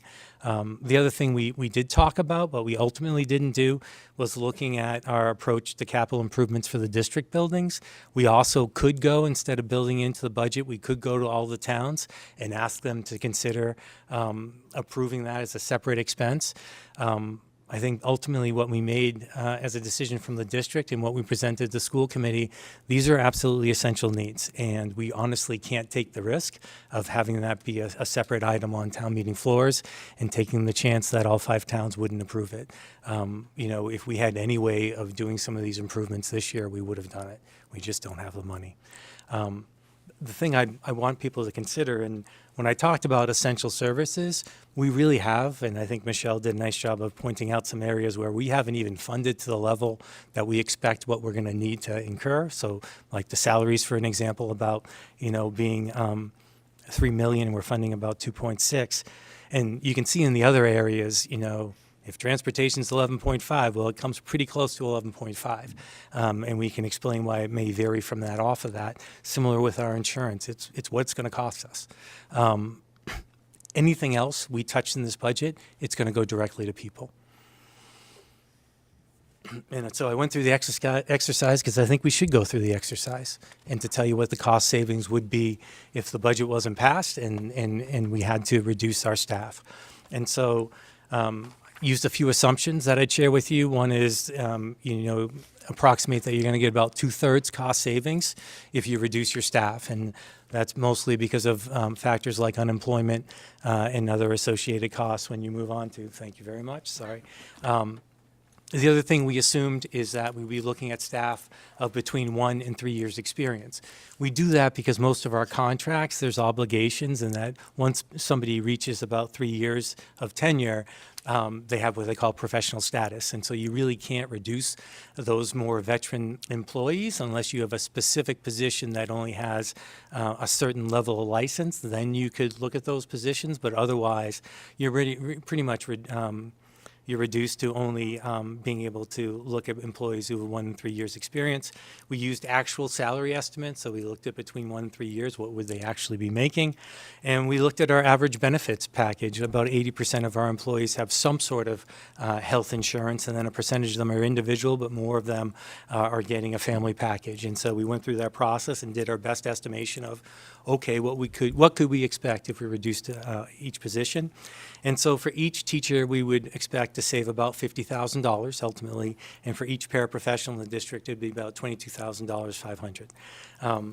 And so the best way to look at that, and so basically if you're looking for a reduction of $500,000 in this budget, it'd be approximately 10 teaching positions or 22 paraprofessionals. That's what it looks like in terms of human cost. We really feel like that would be extremely detrimental to the district.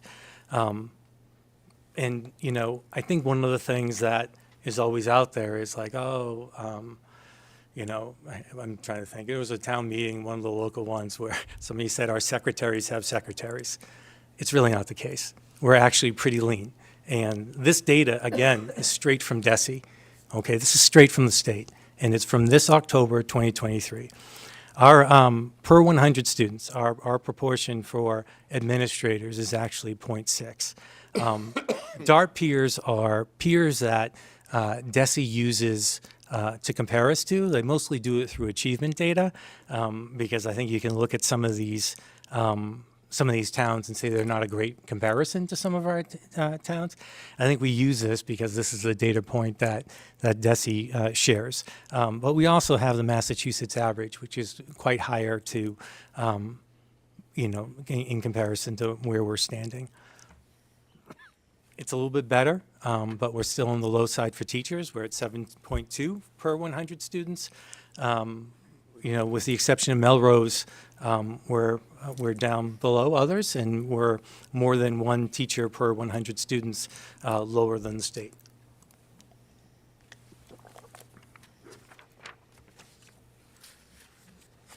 Paraprofessionals were a little bit higher than a lot of peer districts. We're smaller than Shrewsbury, but otherwise we're a little bit higher. I think a lot of people have questioned, and I think people feel sometimes in the district that we're trying to get rid of paraprofessionals. We're not trying to get rid of paraprofessionals. I think what we are trying to do is ask ourselves every time somebody leaves the district, is this the best position to support our students? And so one of the things we're doing in the district, and this is under the leadership of our special education director, Joan DeAngelis, is, if we're down a couple paraprofessionals, we ask ourselves, what kind of position could better service our students? And so we've looked at positions such as BCBAs, we've looked at position like trying to go towards a co-teaching model. And so we're trying to do that in a budget neutral way. One of the things we do feel like we owe the towns is none of what I'm presenting to you today is meant to complain. And I do feel like we have a responsibility to spend every dollar you approve in a responsible manner. And I just share that because we are trying to challenge every single position we have. Is this the position that we should be funding that's going to have the maximum impact on students? And so I'd share that number's higher than some of the other ones I'd show you, but I'd also say that we're trying to be responsible with those positions as well. Support staff, so that looks like our guidance counselors and other staff, we're at 0.5, which is amongst the lower ones in the state. Clerical staff, 0.6, we're higher than Milton, but either on par with other districts or lower. Our technology staff is 0.1, which is lower than a lot of districts. Just to share how we chose these groups, this is what DESE parses out. That's why we shared it with you. We shared it with you all, so we weren't selectively sharing some information and not sharing others. We just shared you exactly what they give us. This is our budget calendar. I know in Paxton, you know, we're due to vote on the budget, or the town is, on May 6th. We certainly will have representatives here. I know before, and I wasn't trying to eavesdrop, but I know you were talking about if there's a need and you're looking for an override. I would just pledge that we would be happy to share the story of the district and what we're looking for in terms of support and why. I'd happy to do that at town meeting. I think we have to decide. We also have a town meeting in Sterling that night. And so we'd have to divide our staff, but we certainly will have representatives in Paxton. Either myself or Michelle will be here. And then I also know in Rutland last year when they were looking at an override, we also came and spoke at sometimes they were scheduling events at the library and other things. More than happy to attend and answer questions about this budget or where we are in the school district and answer that in any way, regardless of what your approach is in terms of if you're looking at an override, just let us know, we'll be there. Yeah, we'll definitely involve you with that. Yeah, happy to. And so at this time, happy to answer questions. Appreciate your time. Okay, so I'd first like to open it up to the select board in terms of any questions that they have for the superintendent or for Michelle related to their budget. I personally have nothing because I think he did a great job. He answered a lot of questions without us asking them, to be honest. But I'm sure other people have got them. But I don't think I do. I would agree, it was very well thought out, thorough budget proposal. In a tough situation. Yeah. Had this discussion before, so. Yeah, so I had a few items, and I know I had asked a couple of things at our budget meeting earlier in February. I know you focused on the transportation. I thank you for looking into that because that was a question that I had raised with regard to our negotiation with our bus company. So for the benefit of the people here, that with the exception of Scott, because he got to hear it firsthand, I had asked about, with a district of our size, land area wise, we only had one bidding bus company, and so our size sometimes helps us, but it also sometimes hurts us, and in that particular case, it potentially was hurting us. And so thank you for looking into that. So I feel a little bit better about it now, knowing that we have rates essentially per pupil that are consistent with other districts, and that we're not necessarily seeing a large rate hike simply because we have such a challenging district to bus. Yeah, no, and I think it's a good point. And then I also want to share that, and I don't know if I mentioned this during the initial budget meeting, but we are going to be looking at also how we do it in terms of our special education students. And, we are going to be looking at opportunities when it makes sense to look at students who could be serviced in district if we have enough students who require a certain program, because that's good for families, and then it's also financially responsible. And then I think we do need to look at our individual. The contract that we just signed wasn't for our out-of-district transportations, and we have a couple of different vendors that we use.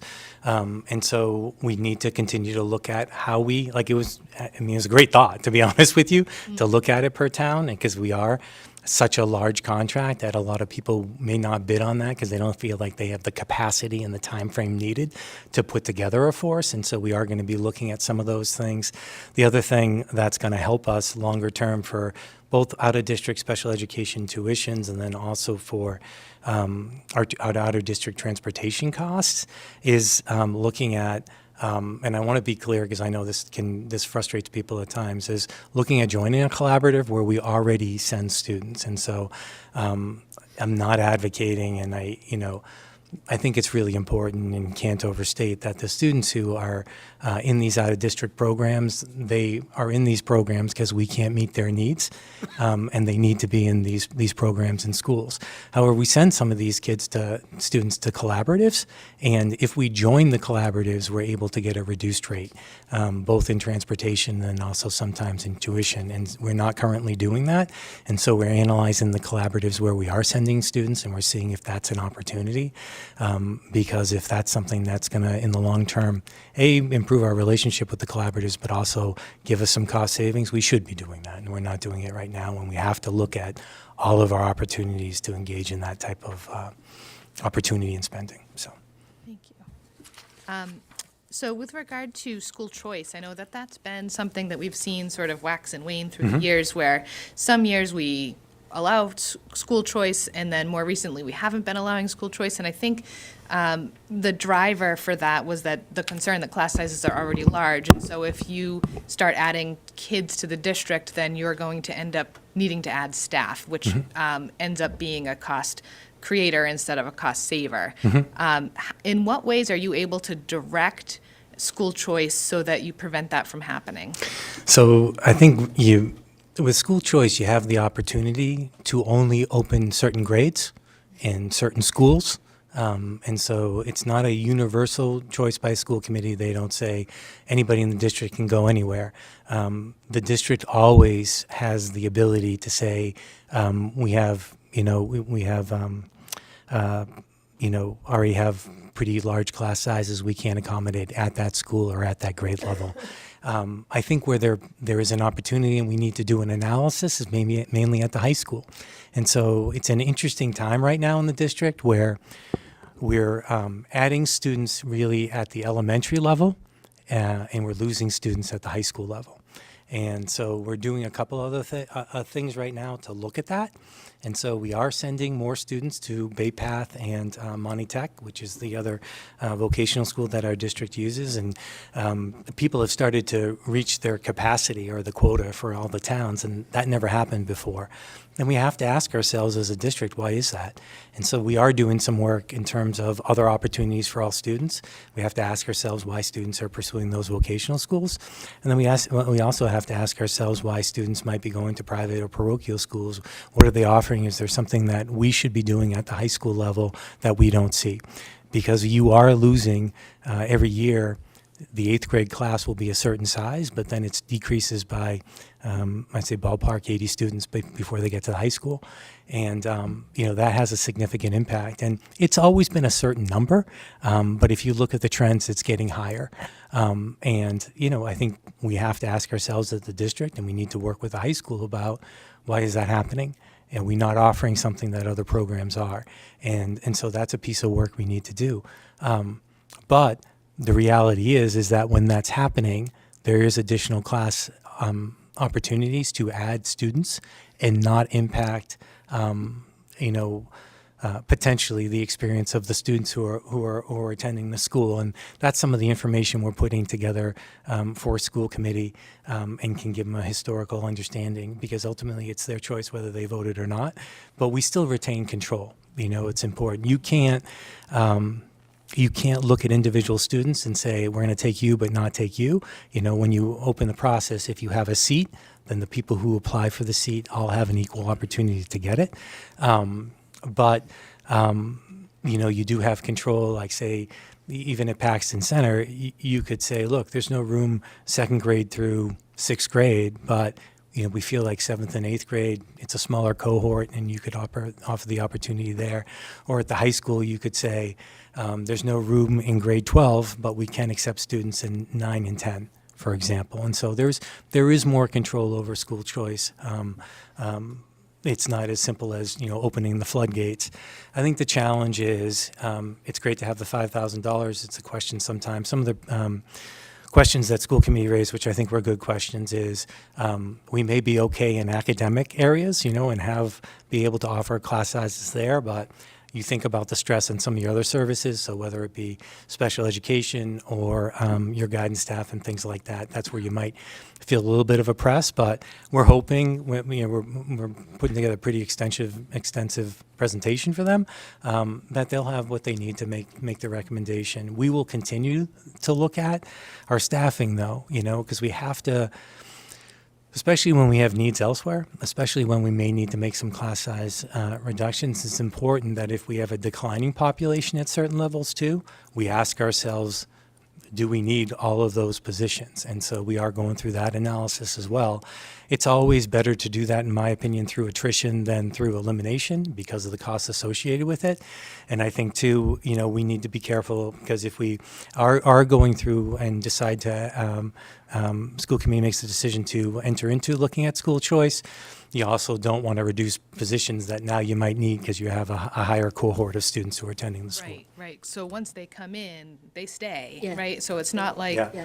That's absolutely true. And so once you accept a family, regardless of the grade level, you're accepting them through the end of their educational career unless the parents decide that they want to withdraw the student. Right. Okay. I have a number of things that I want to give you credit for.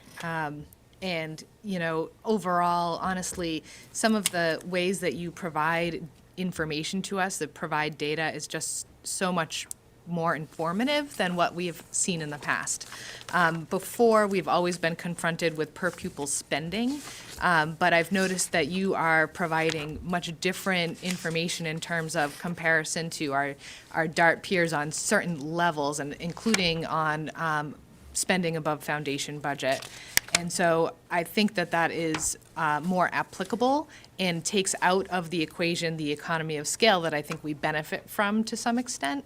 And so I think it's just a better way of presenting the data. Thank you for finding it and for presenting it that way. I think previously we were always given this, per pupil spending as if it's an apples to apples comparison, when I don't think it always is. And that's been something that I've raised continually over the years, and now I've got something different, and I appreciate that. Thank you.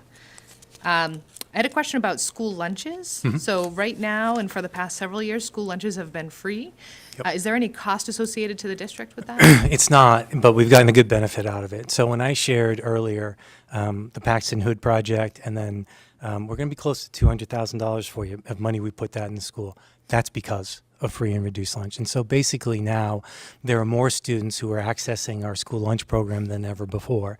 And it's a guaranteed revenue source. And so that's a very healthy line item for us. And you're supposed to use that line item to put back into the schools and pay for services associated with school.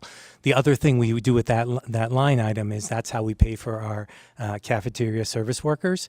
And then we haven't done it yet. I don't think we've done it yet, Michelle, but we're also, you can charge a percentage of your custodial staff's day for what they use cleaning the cafeteria.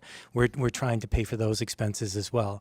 It doesn't count for how much we took out of salaries, but some of that money is being paid for by that program. And it's also how we're funding the kitchen improvements in the schools. So it's actually been a benefit to us because it's given us an additional revenue source that's helping us pay for staff that otherwise would come out of the general salary line and make some improvements that are needed in our school buildings.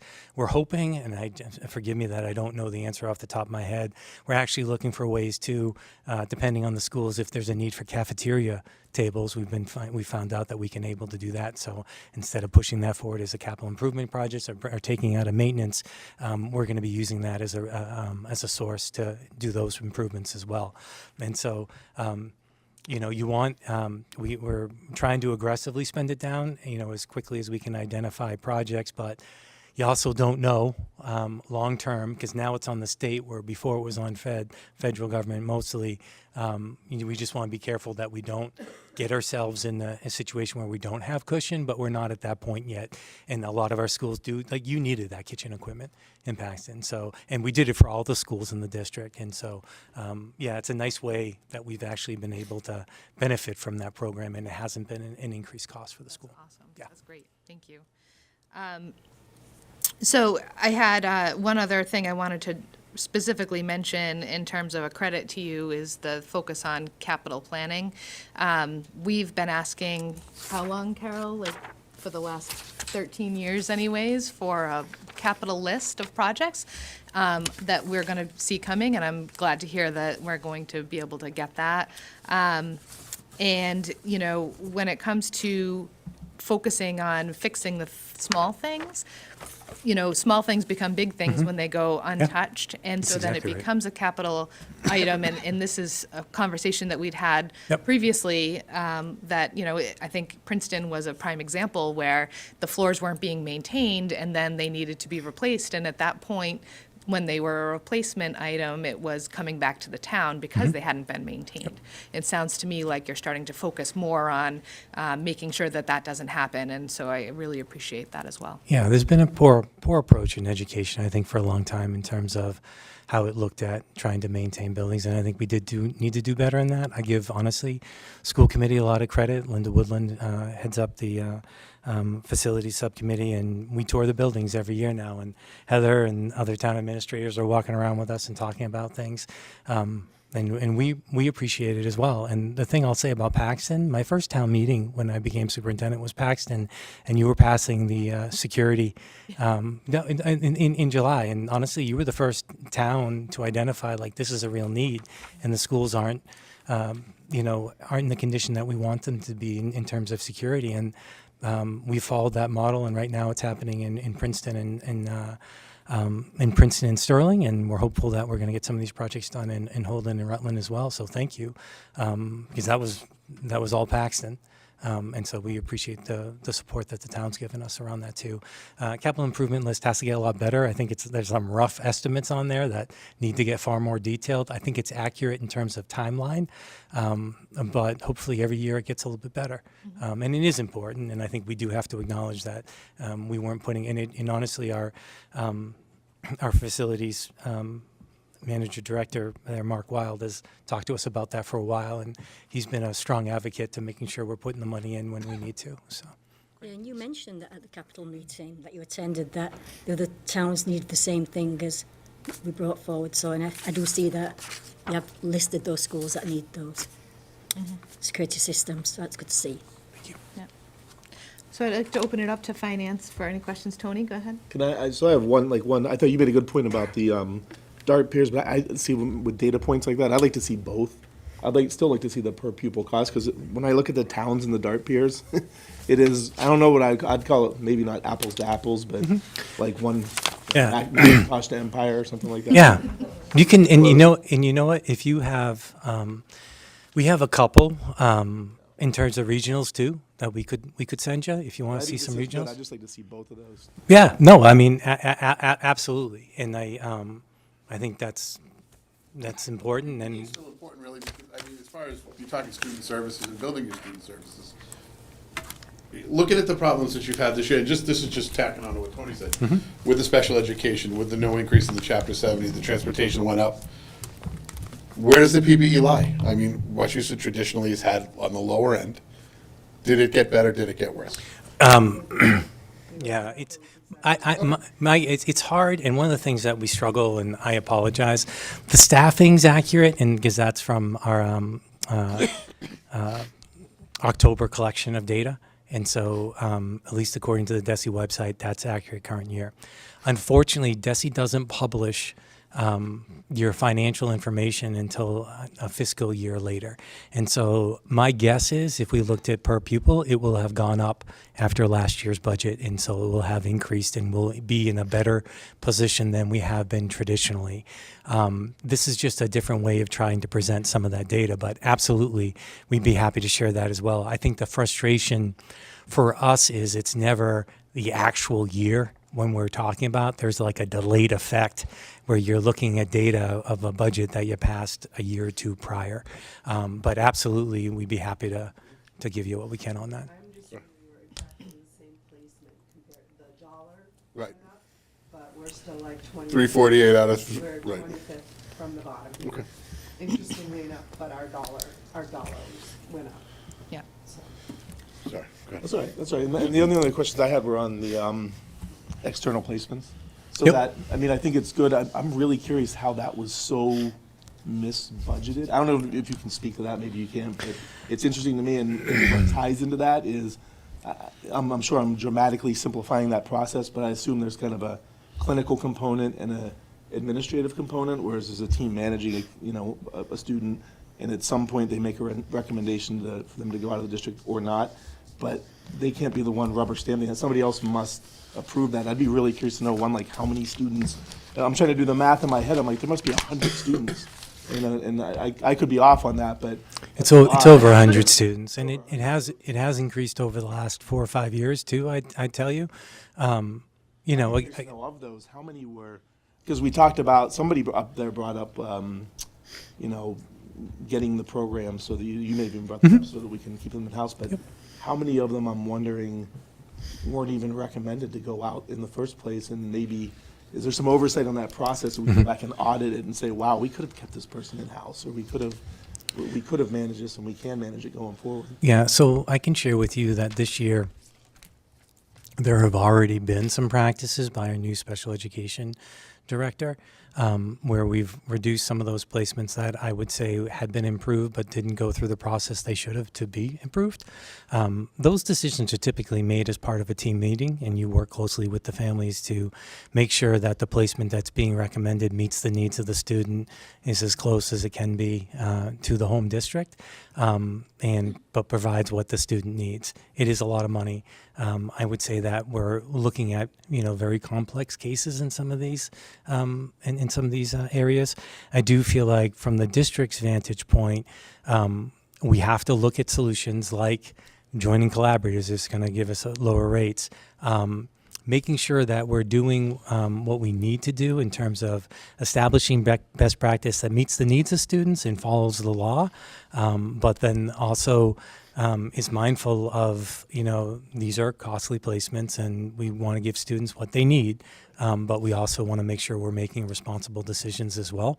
And so I think those are the things. And then the big thing for us, I think you'll see us looking at in the district, is we are so big. And so we talk about economy. We're in a position where for some districts, they may have 3 or 4 students have a particular need for programming, where, we're almost 7,000 students. And so we may have 15. And at that point, it may be beneficial to look at, could we provide this programming even though it's highly specialized in district? And I think you'll see us asking those questions the next couple of years and seeing, are there programs that you'd have to staff them, and you need to staff them appropriately, and you need to make sure that the students are getting what they require. But we are large. And we may have some of those students, and for the most part, I would suggest that you're always better in terms of keeping those students in district, primarily for those students and for the rest of the school. All right, I think you get a powerful message when you include kids of all abilities, and you can learn from all the students in your school. And so I think that's a great model where, if we look at it, we can make it work. And I do feel like we need to continue to ask some of those questions. And I'll be honest with you, so much of the work we've done early on, I'll be end of year 2 at the end of June. A lot of the work that we've done, believe it or not, has been around some of our finances. But I would say with you, second to that is special education. And I think we haven't been able to delve as much as we'd like to into special education, because here's the other thing with special education. Kids aren't getting the experience in district that we want them to. Our data. And so where we're failing kids, to be honest, is special education. They have a vastly different experience than some of our other students in school. And then if you look at our high needs population, which is English learners, but also kids who come from lower socioeconomic status families, they don't do as well for us either. And we've got to find a way to make sure those kids have a better experience. So we do, and I believe that we're going to be talking to you about moving forward a whole special education overhaul in the district, because we need to. Okay, no, that's great. And the last, you answered, I had 2 more questions, you already answered one. Sorry. That's great. The other one was just around, so when a student's placed out of the district, if that could be done, I assume, any year, their freshman year, their sophomore year. Is it a process, is it, when it's done, or is it reviewed? Could they potentially be moved to another facility if they're not, like some sort of an ongoing audit to make sure, Yeah, I mean, one thing I'd say that I give Joan, our new special education director, a lot of credit for. she visited our out-of-district placements a lot of times to make sure the kids were getting the experience that they're supposed to be getting at those placements. Those children will have IEPs that review their placements, and they have team meetings. It is rare. I'll share with you that once a child is in one of those programs, that they do come back to district. And typically, because if the child has a particularly profound need, they need that specialized programming for the remainder of their career. But there are some times where you can bring a student back to district, and we have had some of those opportunities. But yeah, to your point, yeah, it doesn't happen too often. But they do review those IEPs just like any other IEP. All right, thank you. In the past, there's been a lot of talk about counsellors. Are you at full capacity now, or is there some schools without counsellors? So we have counselors in all our schools. I think the It's not the same as special ed, I realise that. But no. It's a great question, and honestly, it's I think that's where we are at with counselors, is that we mostly have counselors who are responding to crisis. And so one of the things that we'd love to work towards, and it's in the strategic plan, is trying to provide we call it tier 1, but it's basically like basic social emotional support to kids. Kids are growing up differently than all of us did. Yeah. You know what I mean? And we're not quite to the level that we have one counselor in every school. You are here at Paxton Center. We don't right now. Glenwood and Houghton, I believe, both have 0.5 counselors. So Sterling and the Rutland School aren't at full counselors, and those would have been some of the positions that we would have advocated for to get them to that level. Maria Lee Taz, who's our Director of Student Support, the model is ideally each school you have two. And so, and really what that allows you to do is you're going into classrooms and you're teaching kids about choices and social skills and all of those things. You're not waiting until they got in a lot of trouble and then you're talking to them about, we got to try to make, better choices. You're talking to them about what's a good friend, you know what I mean? And, someone took your seat at the lunch table, talk to me about how we can solve that and not push somebody or, spill their milk or whatever happens. That's a real opportunity for us. We don't even have a social emotional curriculum that we're implementing right now. We did get a grant. I didn't mention grants. Am I okay to tell you a little bit about grants? So we were lucky this year. We got $150,000 to support social emotional programming. So we're going to be able to pilot and look at maybe some potential programs that we might be able to implement into the schools. Because that's the other challenge. One of the things when I got hired, the first thing I heard is, we want to try to make sure that you're having similar experiences at all of our schools, and we're in a lousy place in terms of some of the things where, this school may use responsive classroom and this school may use this program, and we're all over the place. And it makes it hard when you transition. It's interesting here because you got a K-8 school, so, they can all talk and they know what's going on. But even when they go to the high school, if they've had different experiences than kids in other towns, it gets really tough because they're not using a common language. And then you can't even bring staff together to talk about it because it's like they're talking about different languages. And so that's another piece that we really need to do is make sure, all right, what are we committing to support kids' social and emotional needs, and making sure that we're doing it across the district. So we did get a grant for that. We actually got a $400,000 grant this year for these you do the Math Acceleration Academy. So February and then also April vacation, the schools are open for kids who, believe it or not, want to come and they get a meal, but they also it's kind of fun activities. It actually went really well. The thing we're struggling about and the thing that's hurting us is we're not getting the grants that are really going to help us budgetarily. That 150 will help us because we'll be able to do some work around the curriculum and not have to put it into. We didn't get a grant this year to support our implementation of InterReading, which is the replacement for Fontes and Pinnell, the program we're moving away from. And that's frustrating. And basically the reason we were told is because we got grants the previous 2 years to implement middle school curriculums. And so it's almost like if you're successful and have been trying to be fairly aggressive about getting these grants, you also kind of move back. The other frustration we had, and we would have done it for Paxton, but it came out afterwards, is we applied for $150,000 in security grants, and we didn't get any of those either. And so there's been a little bit, the ones that would help as being, defraying some of the costs that are going on to the downs we haven't gotten.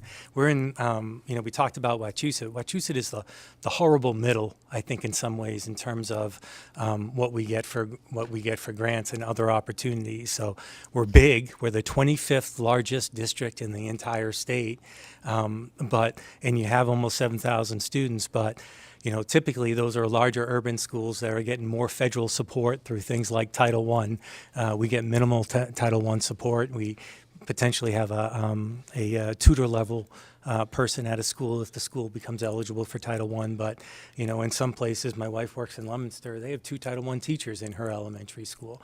And so we miss out on some of those federal programs because when you look at our demographics for our students, they don't hit or meet some of the requirements that you would get for some of those federal programs. But our kids have needs, and every kid went through the pandemic, and that wasn't good for a lot of kids for a year plus. And so they've got gaps. They haven't had the social experiences everyone else has had, but it's kind of left on all of us to figure out what to do about it. And so that is frustrating. But we're going to keep on hitting the grant thing because I do think that's that, and then also advocacy at the state level. I think those are some things that if the district and towns can partner, it could make a difference for us kind of moving forward to help alleviate some of this pressure that's coming on the towns. For sure, the funding formula has been something we've talked about for eons in terms of how difficult it is. Can you talk about the study that's being done as to district efficiencies? Yeah, no, I love to, in terms of like space and, Yeah. yeah, and so, thank you. So we are cognizant, and so we just got a draft, and we actually met with Central Mass Planning Commission last Wednesday or Thursday, and they've given us a draft report. And so it's funny. It really got driven out of an opposite problem of what we're dealing with this year, where we had the reduction. I mean, you saw what it is. I think it's 45 students or something like that, and it's really a small percentage, and that's why I talk about the inflation being one of the bigger factors in terms of our hold harmless. But we have an interesting situation where Paxton, Sterling, and Princeton are fairly flat, from what we can see in terms of growth, but potentially, at least for the number of permits and other things that have been granted in Rutland and Holden, is they could be looking at really some decent growth. And so we got nervous last year knowing that, because we have experienced some space issues in some of our elementary schools, specifically in Holden. And we actually advocated, and with school committee support and town support, we're able to get some modular classrooms last year. But we got worried, and it's like, how do we not see this coming? And we really do need some data to let us know what are the anticipated population trends for all of our towns moving forward. So we proposed a task force, and we've been very fortunate that we've had town partners such as Heather join us and look at, hey, what would we ideally like to know in terms of where our population is going and what we can anticipate in terms of needs, whether it's a town like Paxton that may be fairly flat, or a Holden or Rutland that could increase. And so we've gotten a draft of that. It's given us some answers. We'll be sharing it with all the towns. We gave them some feedback, and they're going back to the drawing board. But the other exciting thing about that is that there's going to be a phase 2 and 3 of that study, and it's going to be primarily grant supported.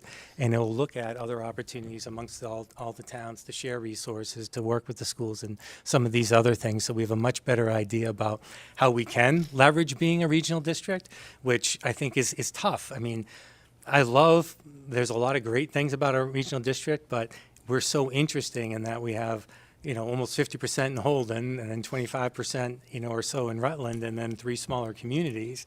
And we're dealing with different problems in all of them, in terms of anticipated growth or staying flat or possibly declining. And so there's a lot of work and opportunity for us to figure out, how can we make sure, and when I think of Paxton in particular, right, Paxton and Princeton in particular, and Sterling to a lesser degree, we want to make sure that when your kids go to school here, we don't have to make a choice like we would have last year of saying like, oh, well, you have to have a class size of 27 because otherwise it's going to be a class size of 15. You know, we've got to find a way to try to keep the schools at an optimum level so your smaller schools are getting the same experience that they would if they went to the larger schools, but then the larger towns are satisfied that the smaller communities aren't, you know, have inequity the other way, where they have class sizes of 14 and, you know, and they have much bigger ones. And that hasn't been as much of an issue here. But you do see it sometimes in 7th and 8th grade, where you have content teachers, right? And you need content teachers in my estimation when you're in 7th and 8th grade. It's not fair to say to Paxton, like, well, you know, in kindergarten through, you know, 5th grade, right, you can get away with having 2 sections or 3 sections of teachers, but, you know, because of that, you can't have a designated math teacher, right? You do. And when you get to middle school, you need content teachers that specialize in math or history or English, or, you know what I mean? So I want to preserve that in these towns as well.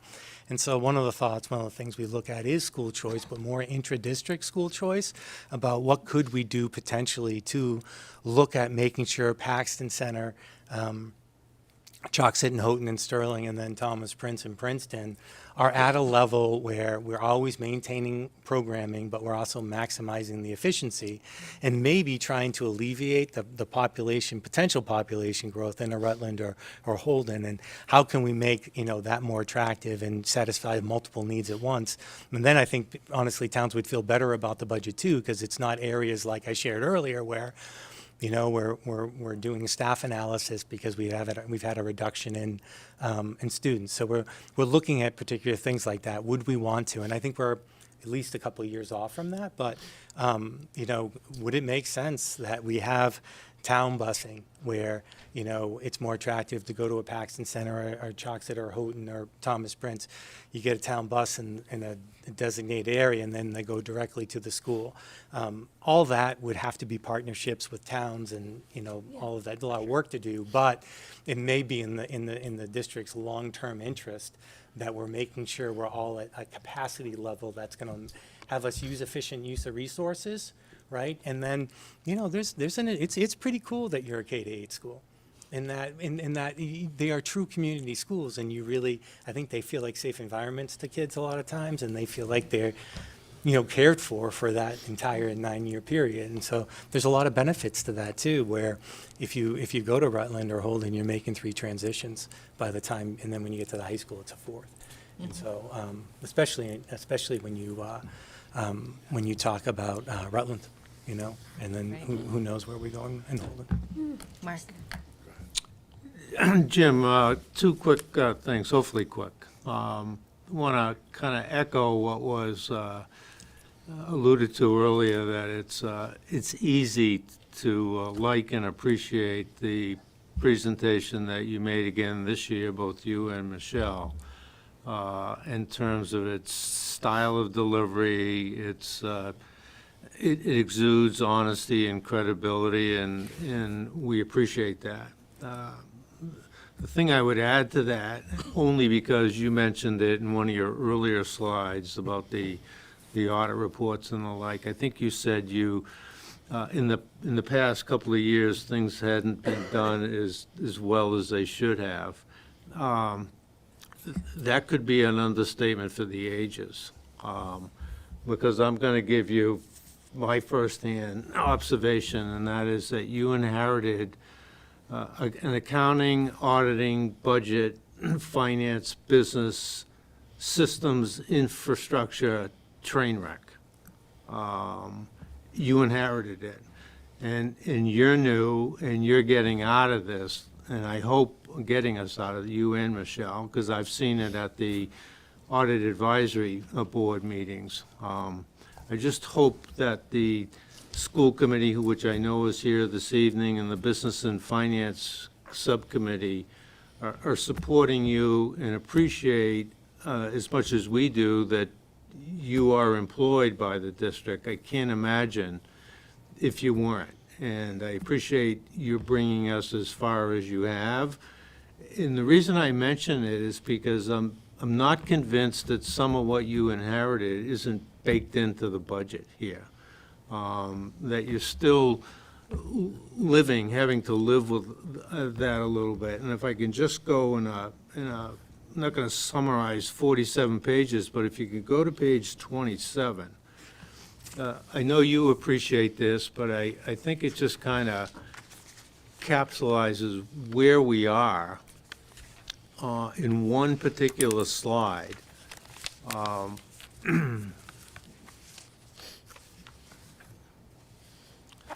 And that is, you can see that in the middle column, you're at 121 million. I recall when I first came on the Finance Committee, way back when, they said, oh my God, they're gonna be at $100 million pretty soon, and now you're at 121 million, and my word's not yours, and it's not enough.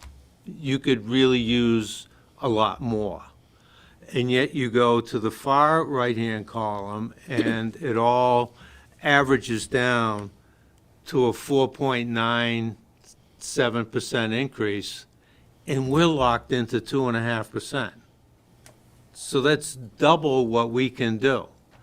So now we have to look at our public safety departments and our public works departments, and we can't do the things that we want to do. You can't do the things that you want to do because 121 million is not enough. And unless that's fixed, we're going to have this same presentation, and you're going to go to the annual town meetings year after year after year. I don't have the answer. I don't have the fix. But it's not working. Where we don't have enough money to give you, and you don't have enough money to run the school system that you want. Seems that somebody, a core group of people, are going to get in a room and try to fix this. Not 60 people at a town meeting, but a dozen people to fix this problem, because it's not going to go away. We can't afford 4.9%. I know ours is only 4.35, and it's the lowest of the other five, and I wish the other four well, but that's hard for us. We're going to meet Wednesday night to talk about what kind of override to pass on to our taxpayers, or which budget is going to get cut, so that we can give you the budget that you need that's not enough. It's like we're, going down the drain here. It needs a different approach. I don't know what it is, but it's not working. Not your fault, not the select board's fault, not our fault, but it's flat out not working. And I think you gotta get a core people, a task force, to come up with a different idea, a different model. And you can say, well, the other towns are worse, and per pupil, we're not where we should be. We get all that. I'm just looking at, we're locked in at 2.5%, and you need 5%. That glove doesn't fit in that hand. It just doesn't work, so. Understood. So, I don't know, that's not a question that you can respond to, it's just an observation, and one without an answer, which is the worst kind of point to make when I don't have a solution myself. I just would say it's just flat out not working. Year after year after year, we do this, so. Feels like a perfect storm. What's that, Jim? I said it feels like a perfect storm. Yeah. It does, and that there's like all these factors that are almost working against each other. Yeah. And so I hear you, and it's why we shared the process we went through. I know how painful this is, and I don't, it kills me. And it's one of the things, why we wouldn't dare put additional positions in this, because the last thing we ever want is, we know the importance of our public safety workers, and Right. honestly, our DPW workers. Every town doesn't have probably the core infrastructure they want in terms of people to provide the services that they feel like they need to do. And so, and you're taxed and have the same issue in terms of state support and other things as well. And so I understand everything you're saying, I really do. And I think just from our perspective, some of the things we're trying to do is trying to look at, or at least have more confidence moving forward, that we can say to you, we know how we're spending every dime and we can support how we're doing that. I don't think we're quite there yet.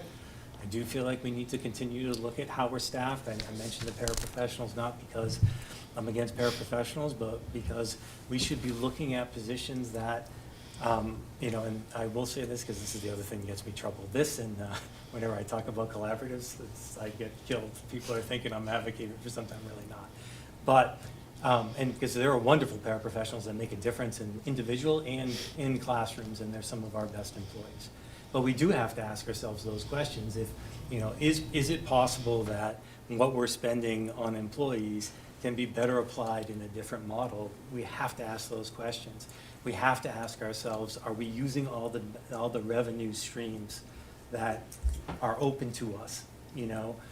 I do feel like, I don't know if it'll work or not, but I do feel like the advocacy to the state legislature in terms of what's happened this year. And there is some work afoot. I think they're looking potentially to address the inflation impact. They are looking at that. There are some letters that are going out through school committee, and then also potentially from some of the towns that hopefully will raise that awareness, because you know, I think it's been a couple of years in Wachusett, but there are a bunch of communities right now that are really hit with this hard. And it's, I agree with you. I wonder where it goes and what happens. You know, and I am nervous about the future because I never want to leverage the towns that are supporting our schools and hurt them in what they're able to provide for services. And then honestly, let's be honest, right? There may be a year or two where the towns are saying, no, sorry, deal with a 1/12 budget and come back with something better. And I'm cognizant of that as well. You know, I can put all the data I want in terms of how much we spend in comparison to state averages.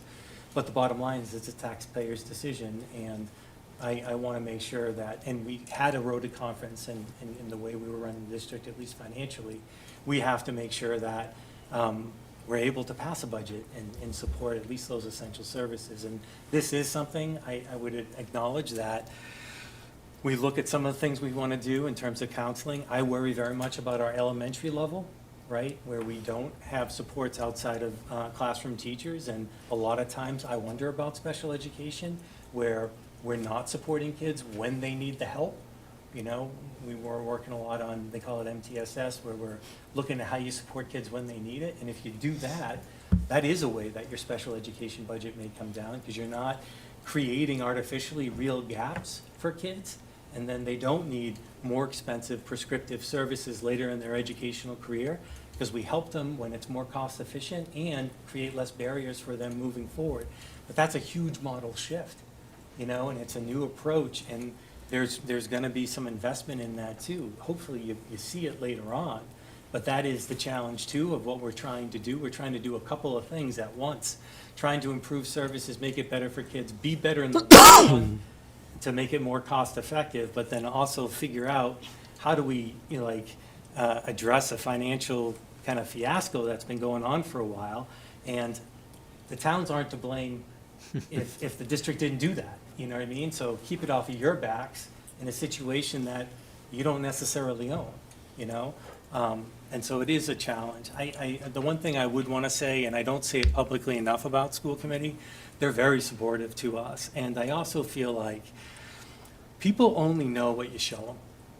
You know, one of the things, and it is our goal when we share this with you, is that it does, you feel like we're telling you the truth, we're being transparent, and we're showing you the data that supports what we said. I don't know if that always happened. You know, I know you don't feel like it happened. I think school committee feels like it didn't happen too. And so, you know, I think us as district employees, we have to do that part to make sure what we're showing you tells the true story and can build that confidence in everyone that we're trying to do the right thing. But they have been very supportive, and they have, you know, worked with us to try to get this in a better place. And so I just want to say that. And it's hard because a lot of them weren't here. And even if they were, they may not have been getting the information, I think, you know, that we would all expect a district to provide. And so we're working on that too. We really are. Thank you. Can I just, one real quick follow-up? And this is just a question, this is from the revenue side, and this may be off base, it may not. Where do athletic fees fall in your revenue? They're actually go into a revolving fund. They do. And that revolving, That revolving fund was self-sustaining, we're falling a little short now. Okay. How many student athletes would you say the district has? I don't have any idea. I'd have to get that information. Because just thinking out loud, I mean, again, you look for revenue, this is your athletics need the money to support it, but it's gotta be, Wachusett District charges every athlete per season, ranging from $100, maybe $125 at the youth level up to $250 at the high school level. I don't think those, now, more so than years past, those funds being collected in a timely manner, those funds being collected at all. And that's experience that I've seen, people that I know have seen. It's the hundreds of thousands of dollars. Is that something that, I've seen it get better, I would say, in the last 12 months, but having had kids who have been involved in athletics in the district for the last 10 years, those funds weren't always, you would sign kids up for sports and there wouldn't be a bill. I'm looking at you like you're looking at me thinking. What are you saying? You didn't pay your? No. I'm just saying, I think that there was no vehicle that really tracked it or did well with it. And to me, it seems like something that was just left on the table. And it could be, it's a large source of funds. Thanks for exposing that little loophole. Yeah, That used to be athletics and health. okay. The nurse's office. At some point, and I really don't know when. Which one? It happened. Pupil Pupil services. Oh, gotcha. So just so you can see, it's tiny, it's just really our health offices. But at some point in time, the athletic fees were taken out of there and, or the athletic expenses were taken out of there and the athletic fees were put into a revolving fund to have that self-sustaining.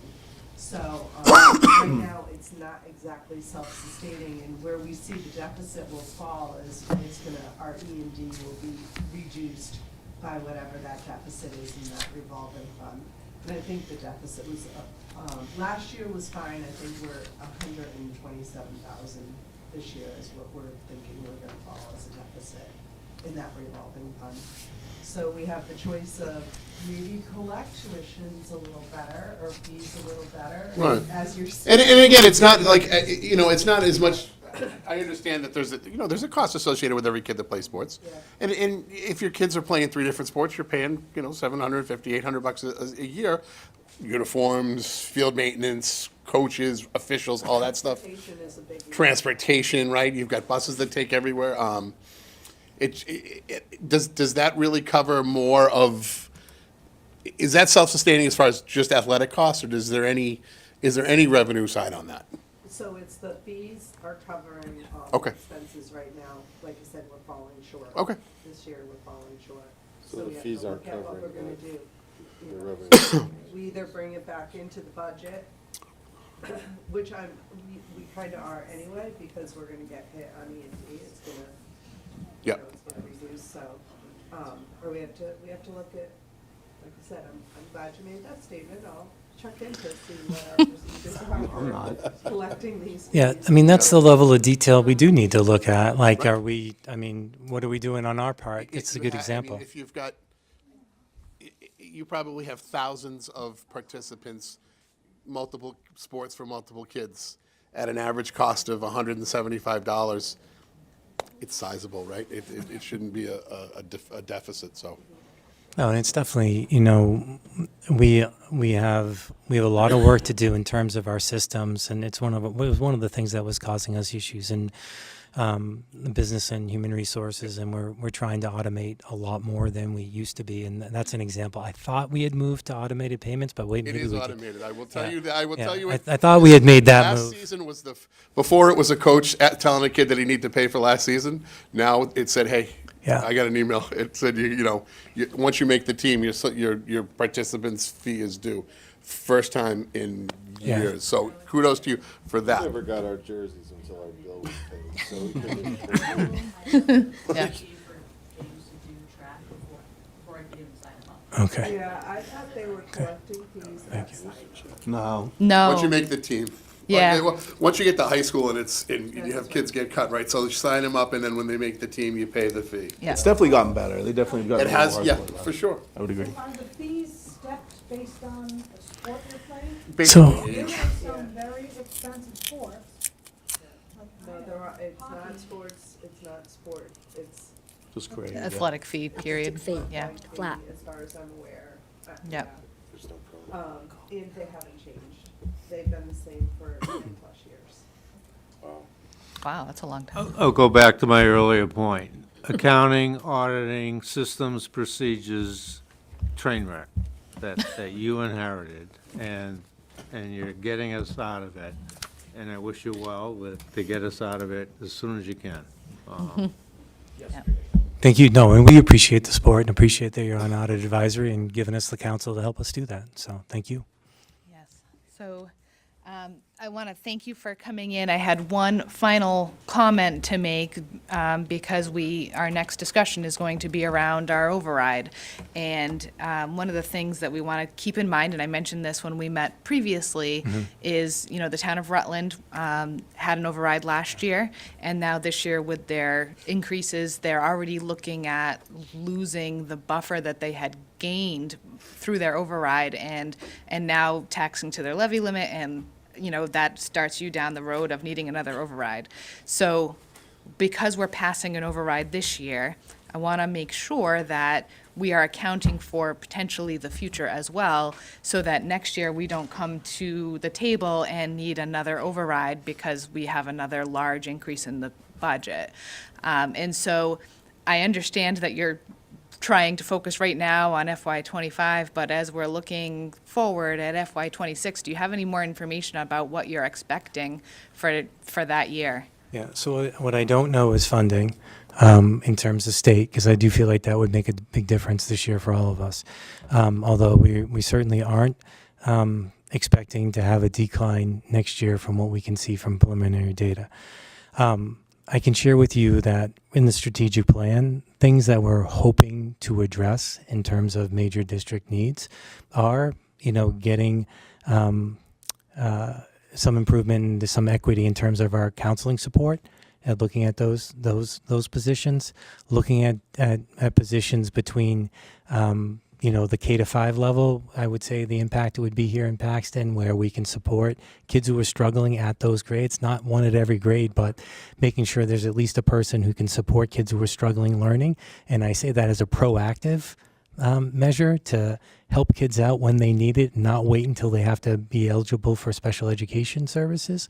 And so that's something we want to strongly consider and is part of the strategic plan. We were never going to request that level of support this year anyways, because it is about doing our homework.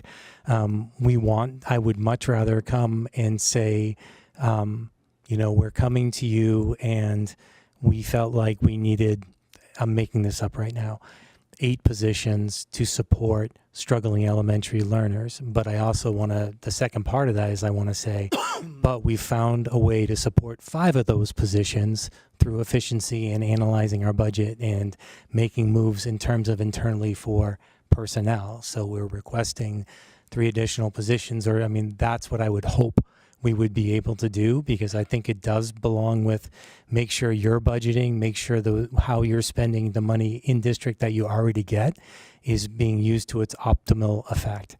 But do I see us advocating for some people in those areas? The other one that we get hit a lot in the district is we don't have health teachers at the middle school level, and that kind of like the social emotional support, kids are at a vulnerable place for so many things in terms of health and their wellness. And so we're looking to address that a little bit kind of moving forward to, we're always going to try to be measured. We're always going to be try to share with the towns, look, this is the plan. I think we are still behind though. We've been spending so much time of, getting finances hopefully more on the right road and correct. I think our next big thing is going to be looking at special education and those services, and then some of the preventative services that we could provide for our younger learners as well. And then, and so I do think that next year we'll be trying to advocate for some of those positions. But my true hope is that we're going to be able to look at some of them being handled in district. I don't think we'll be able to handle all of them though. And I do feel like long-term, it's going to be better for the district, and you will have some cost savings because you'll be giving kids support when they need it and not waiting when it's so expensive. You know, a lot of times, and it's education's done this forever. So I think just like people mentioned facilities, in education, it's the first thing that gets cut. And you're like, oh, well, if it breaks, it breaks. Well, you know what I mean? And sometimes, honestly, the attitude probably was, it'll pass on to the towns, right? Similarly, I worry in education in that it's a backward system, and it's not that we shouldn't concentrate on getting high school students over the final hurdle. We need to. That's our obligation, right? But I wonder if the level of services some students need in high school would have been necessary if we gave them some support much earlier in their journey. And it's hard because nobody, and like, look, I got 2 high school students at the high school, you know, but I can tell you right now, when I look at the district, our primary need is to support kids at elementary, in my opinion. That's going to make the biggest difference long-term in how students do. We're going to have less kids struggling because they're going to be able to read and understand what they're presented. You know, they're not going to be struggling to access the content when you start getting content specific in middle school and high school. And I do feel like it'll end up in fewer referrals to special education. But somewhere along the line, you got to make that investment to make it work. And so I'm hoping that it won't be a horrible, like, yeah, we need all this, and we are trying to do it gradually whenever we can through attrition. But at some point that you will hear me advocate for that. I really will, because I feel like it's going to make a difference for your kids and make things better. You making fun of me? No, I'm not making fun of you. I'm raising my hand to just help answer the question. Oh, sorry. If you're done. I am. Okay. Yeah. From a financial point of view, because you're asking where do you see we're gonna be? Yeah. Like, tell me the numbers. So you take those top 2 lines right there, that's 80% of our budget. Our salaries and stipends, but based on contractual obligations, that number really should have been about 4.24% with a 2 1/4 increase. We're going to a 2.75 increase next year. So we anticipate contractually, we're obligated, that number's probably approaching the 5% or 4.75% mark. Benefits and insurance ain't going down. I don't drink, excuse me, that was terrible English. So I just like being honest, that's 80% of our budget. That's, you know, gonna be between 4 and 5% easily. Okay. Big budget drivers, I'd love to be able to solve our problem, like how are we gonna figure this 2.5% when all these things are going up? Hopefully we'll get some state funding next year, and then, you know, we go from there, but I just don't think the days of a 2% or 2.5% increase or whatever are in our future if we wanna grow our, like, all the things that Jim wants to do, the other 20% side of it, that's adding people on top of it. Yeah. We don't move forward if we don't push forward, so. So you know better than I do, but that 4.97% on the bottom next year is gonna be between 4 and 6%. I'll bet you. Right. Mhm. And And if we get state funding, then hopefully we're moving forward. If we don't get state funding Right. again, we're gonna be, you guys are in the same boat, because for you, state funding goes right back to the town assessments.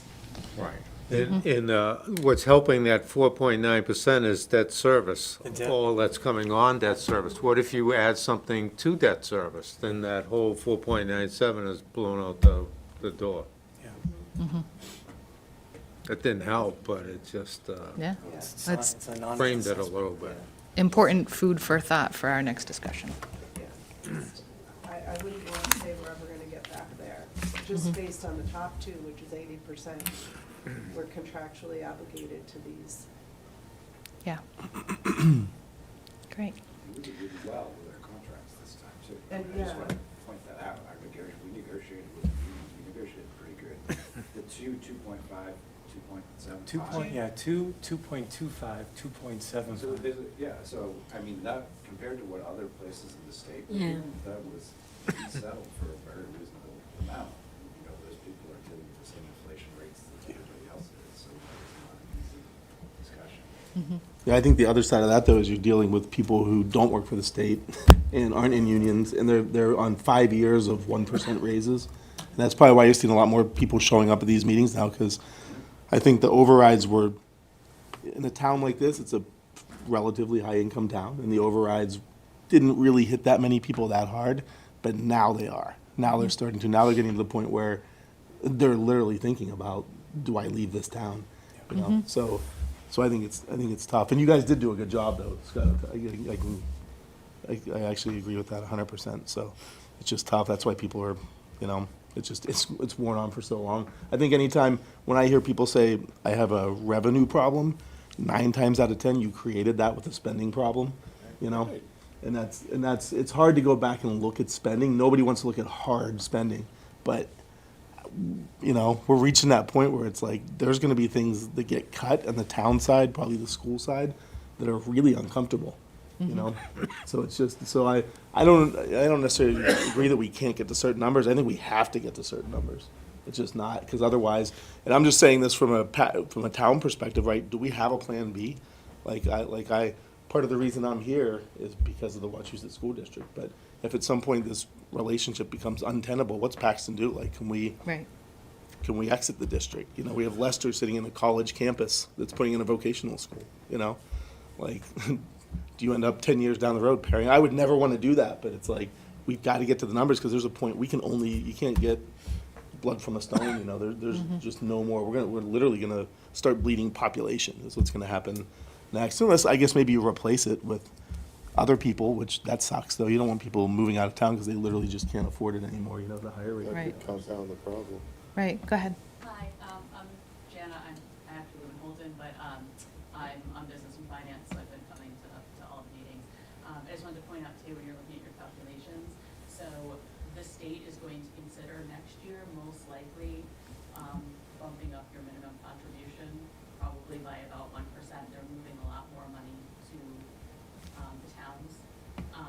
And so you get that 82.5%. A couple of our towns are close to that. But you guys still have more room to move up. So unless the way that they calculate the revenue of the towns changes, very likely they'll bump you up another 1% there too. Yeah. So. Thanks for the good news. Yeah, I know. Just keeps on coming. Yeah, they will probably push another 1% back to you. Yeah. Can I change my bet on that bottom line? Let me guess, by 1%. Well, thank you so much for coming. We still have a bit of an agenda to get through, so I really appreciate all the information that you provided and all the hard work. I'm sure this is a challenge that I'm not sure you fully anticipated when you took this job, and I thank you for sticking with it. Yeah, no, honestly, it's a great place, a lot of great people, great kids. We appreciate the support and the patience. Thank you. And the questions, like, I get it. And Yeah. you ask the questions too. I'm Right. open too. Right. For sure. Thank you. Want to take take 5? Yeah, can do. I like your small bag of chips. I'm going on a hike, Osprey. Is that a day pack there? With that. God, I could stand at my pockets. I've been really liking seeing her. Talk to the chairman. We didn't know it existed before I saw the commercials on TV. And then I went once and it's like where it is my whole life. Oh, okay. My DVD ran out. Of course. How long? 3 hours and No, I mean, how long do you need the recess for? till I change, till I have to format it, I have to finalize it, and I put the new DVD. Okay.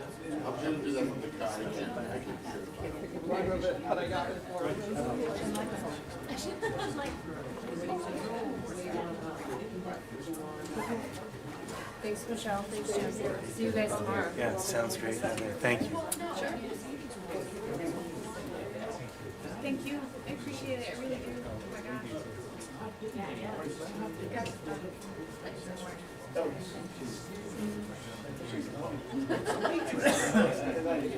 Thank you. I don't know how deep you want to get into. So we did find, what you do for it, if you want to go for it. Yeah. Just read the, see if approximately the language section. Provided by the shall be null and void if it was taken pursuant to prior article warrant and associated override clause. So we have that language. So I don't know how you want to vote those two things. The biggest question is, if you're gonna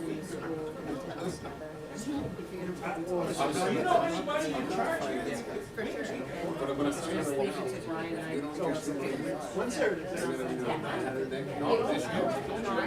Do you have a snack that looks like banana and apples? That's not like human flesh. I got a head of cabbage, and you know that. I could, but that.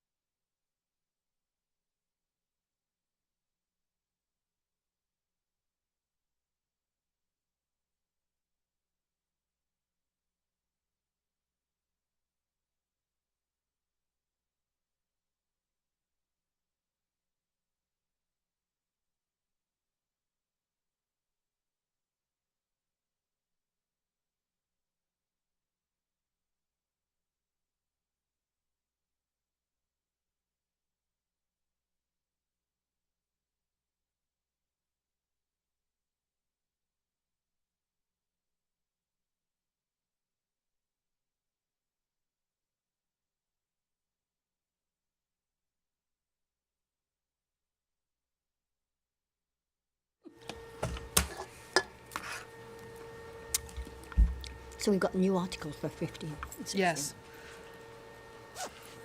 Okay. Thank you. All right, so we're back on now. It is 9:34 PM. We are still here at the Public Safety Complex for the ongoing meeting of the Select Board here in the town of Paxton. The next part of our discussion, I want to have a very focused discussion around the override, because we have some important questions that we need to think about as a Select Board with the input of the remaining Finance Committee members that are continued to be here. And we need to think about who should be part of the override. As we started discussing town only, town and Wachusett, town Wachusett and Bay Path. I've made my thoughts known about how I feel about that. I think that I don't want to reduce the importance of either side by making them compete with each other. And so I think it is just as important that we support our town departments as it is that we support the school. And so that's why I think that they should be kept together. But I am willing to hear you on any additional comments you might have on that. I agree with you, and I also think we've heard that the superintendent will help us get the word out, Right. so that's good. So it's a good move. That's agree. what others proposed. Yeah, and town council was on board with that as well. Kirk, any thoughts? No, I agree with that approach. I mean, it's just the best of the two worst decisions that we could have to make, so it's like. For sure. It's not an easy one, right? Like, No, it's and not. you're not winning hearts with these decisions, that's for sure. And I don't, I think it is a good point, though, if we break them up, then we are putting the service of the town against the service of the school, which is not a position that we really want to be in either. Yeah. So it's either we're all in this together, or, Right. we got to figure it out together. Yep. Jeremy, Mark, do you have any, I know you're not functioning as finance right now, as individuals, do you have any comments? Well, I think the comment is that I don't want to get ahead of the Finance Committee. And there's two of us, and we could actually have two different opinions. My first reaction is to have two. But I'm not going to the mat on that. It's just my initial reaction. Last time we did this, we had two. I think a point was made this evening in terms of choice. I reserve the right to change that, but you asked me my opinion, and I don't want to beg the issue. I'm giving you my initial reaction would be two. Okay.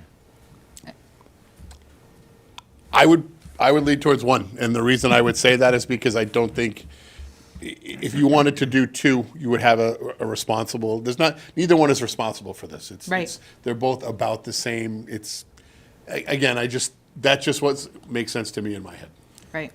You're not looking to have an override because your Wachusett budget is completely out of whack and your town is balanced. And thinking back 20-some odd years ago, when I first moved to town and went to the first town meeting, it was regarding a school override. And it was in the gym at the school, and I remember that being a very long, heated conversation, and probably my first introduction into Commonwealth town management. To your point, 20 years later, we're still having these same conversations. But if we can afford having to go back again to the ballot box and the expense that is incurred with that, given the tight budget we're in, I mean, it's a consideration to think about. The other thing too is that the school budget is a very hot point for some and not others, where the town budget really involves everybody. So you hear a lot that, if the difference between people who have kids in schools and maybe people who don't have kids in schools, this needs to be one. I think people need to be one on this. Either everyone's all in, or they're not. Right. And to your point, Jeremy, that even the school budget still affects everybody else does. because it affects your property values in the long run, right? If you have a good competitive school district that ranks well, your property value, is able to maintain and maybe even grow as a result, because that is a key indicator that people are looking for when they're looking to buy a home, so. Okay, Well, I've been alone before, and don't mind being alone now, but we'll see. okay. As far as Bay Path being part of the override, I know Heather had alluded already to not including Bay Path in the override because, number one, they're essentially functioning within their MLC. It's the money we have to pay anyways. And then number two, if we were to turn that down, the likelihood is we're going to get assessed it anyways. So it doesn't really make sense. I was gonna ask Yeah. about that because I don't think Big Path, personally, I don't think Big Path needs to be in there. No. They're not asking for anything out of the ordinary. Yep. So, at this point, can I ask for a motion? I'll make a motion to have, how do I want to state that? Have the override, once we determine what that amount is, as a single override, which would include the town and the Wachusett Regional District's needed budget requirements. Requested budget requirements. Yep. I'll second that. Any further discussion? Hearing none, all those in favor? Aye. Aye. Aye. Okay, To that end, go ahead, I'm sorry. it's okay. I mean, do you have something related? I don't want to. Well, no, it's okay, go ahead. Okay. We'll come back to it. And so the next question that we need to think about is, what are we going to try to cover with the override? Now, we don't have solid to the penny numbers. We have approximate numbers still, right? But, we have a deficit amount. If we were to go sort of the low route and have an override that only covered the deficit amount, essentially, we're just putting ourselves in the same position next year. And at that point, we're looking, again, that we need an override. So it doesn't make sense, in my opinion, if you're gonna go for the override, it doesn't make sense to put yourself in the same position next year for another override. If we were to go with deficit and free cash, that would be helpful. We have been highly dependent on free cash for as long as I can remember. And you heard even the superintendent talking about E&D today, which is the school's version of free cash, and how they became somewhat dependent on it for about a 3-year period of time, and now they've weaned themselves off of it, recognizing that it is poor budgeting, essentially.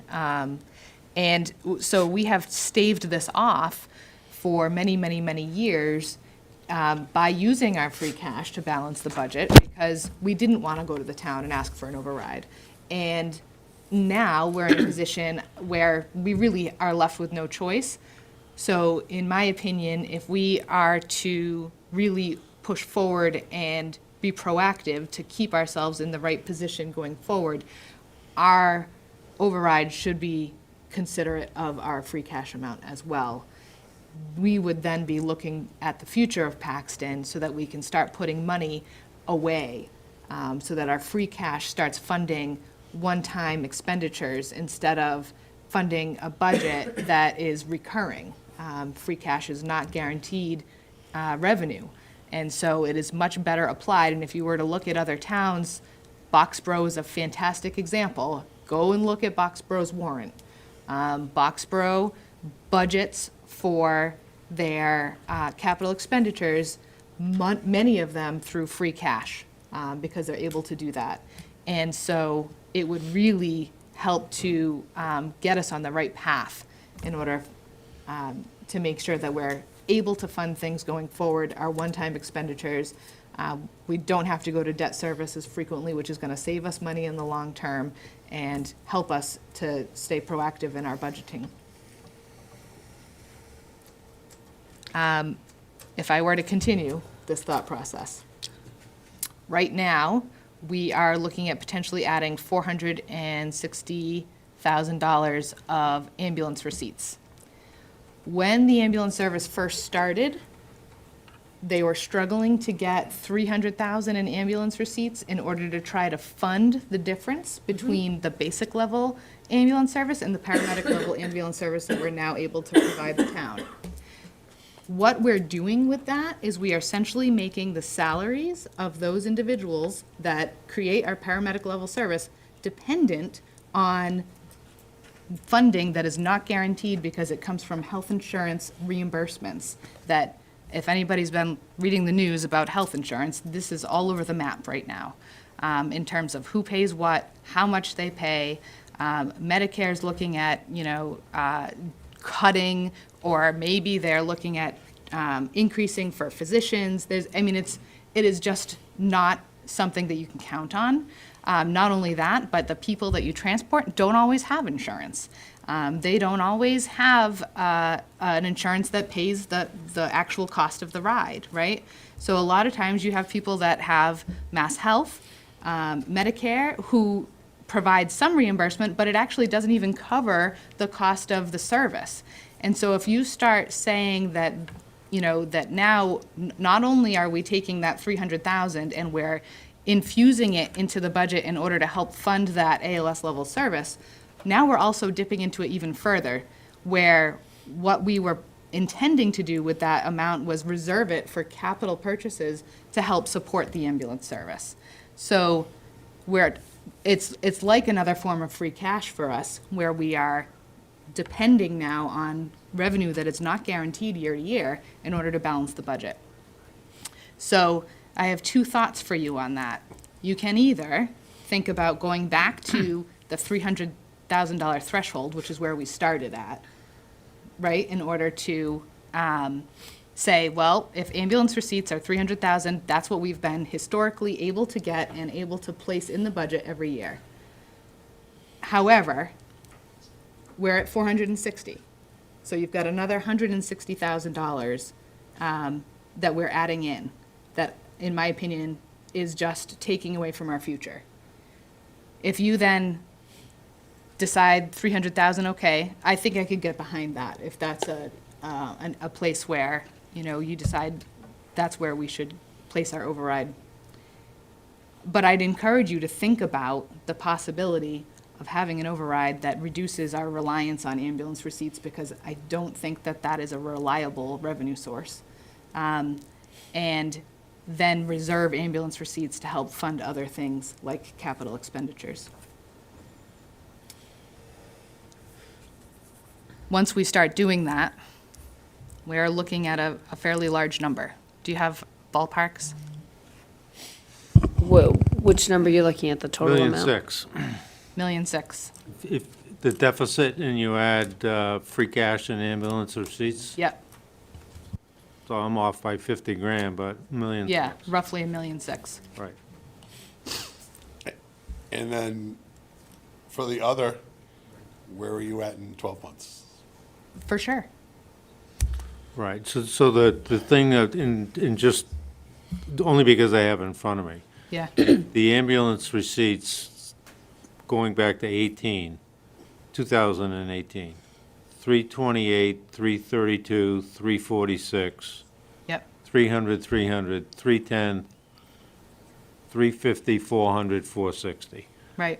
So there's play to walk it back. You're gonna ask me, so I'm gonna tell you, I'm not sure I wanna walk it back to zero. Okay. Cause I'm fearful that the override is so big that it fails. And that's a worse problem, as opposed to managing it to a more acceptable, manageable number. In the 1.6 doesn't guarantee that that's gonna get us through the next 7 years, which is the period of time since our last override. So I'd hate to have it so big this year with no guarantee that we're not back in a year or two, or so big this year that it fails and now we gotta cut services. So I think there's a lot to be discussed at the Finance Committee, and then come back to the Select Board and discuss it further.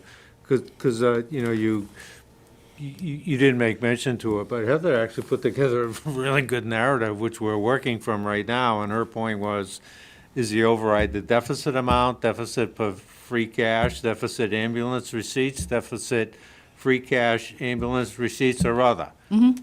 Guess what one I picked? I picked other.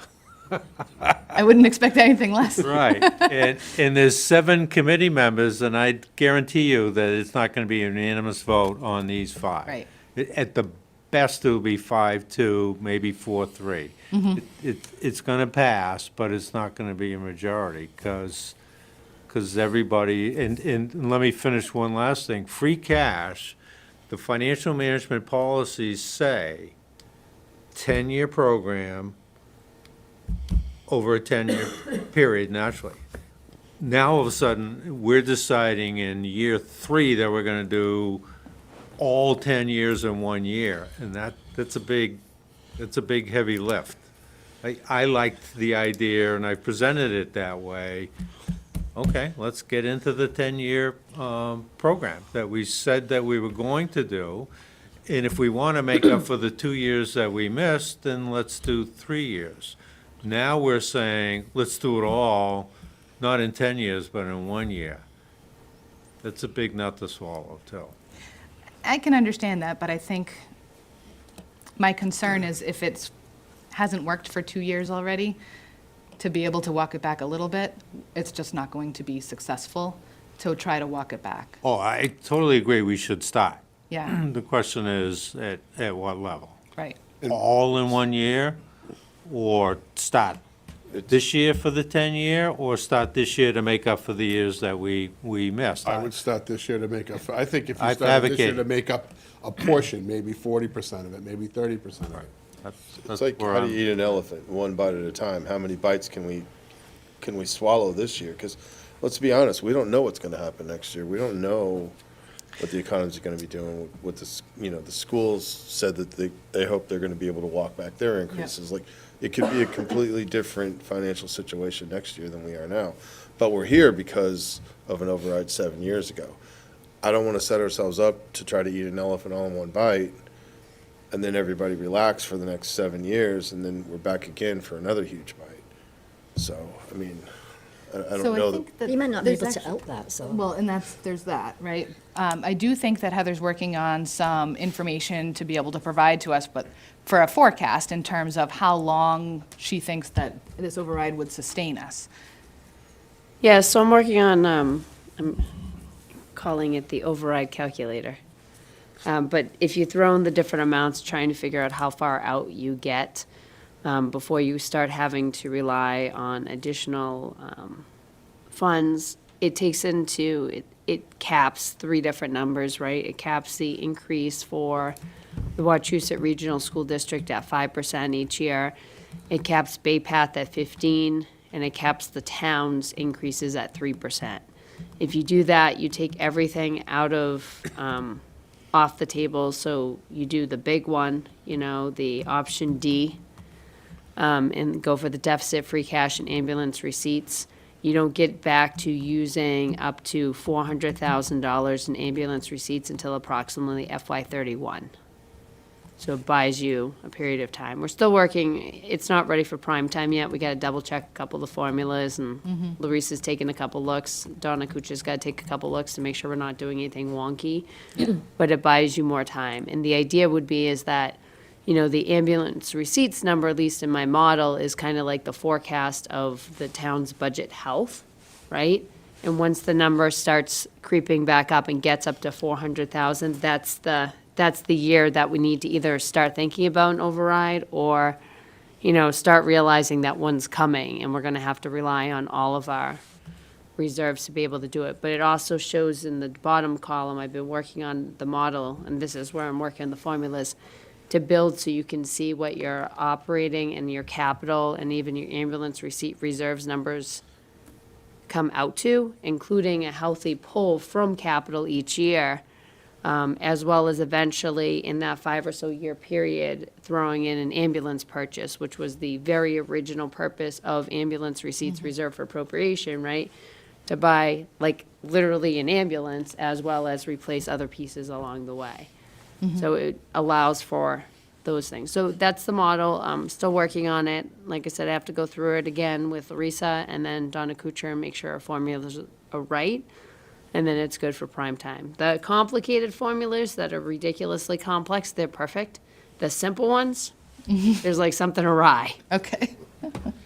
So what would that 1.6 look like for each tax? So I think the 1.6 is probably a little bit lower than the number I have, because I have an invisible number in my head based on the collective bargaining agreement and a couple of the personnel contracts I don't have. So I'm gonna say it would be a little bit north of 1.6. Not willing to say specific until What would that mean? Once I for get the household, go-ahead. though? What would that mean? Of course, I have that one in the car. Hold on. Just to defend myself, my 1.6 was the existing deficit plus ambulance receipts plus free cash. Yep. And assuming that the police union is gonna flatline their budget, but we know that's not gonna happen, so that's why you're should've north seen of the look you just 1.6 got. Yeah. So, So this is just in case anyone's wondering, Terry can put this on your computer too, or dlsgateway.dor.statemass reports. Send the link to Eddie. So all you have to do here is enter amount to adjust. Microphone. I'm sorry, Scott. Enter the amount to adjust by. So if you did, to Jeremy's point, 1,006,123, that's 123, that should be right. Here's Paxton. And then adds to it. And it shows you estimated bill impact. So for a $250,000 home, that would be $510. And for the average home, 2024 was $459. So you go here, let's say 450 is approximately, so about $1,000 a year. Well, for the first time increase, and then, it just adds to the base. Half override stays for. Yes, yes. So right here with the proposed estimated tax bill would be, the following year, any increases would be on that $8,149 a year. But yeah, so this here is the impact, right? I'm sorry, it shouldn't do that, but the increase. So yeah, you can play with that number there.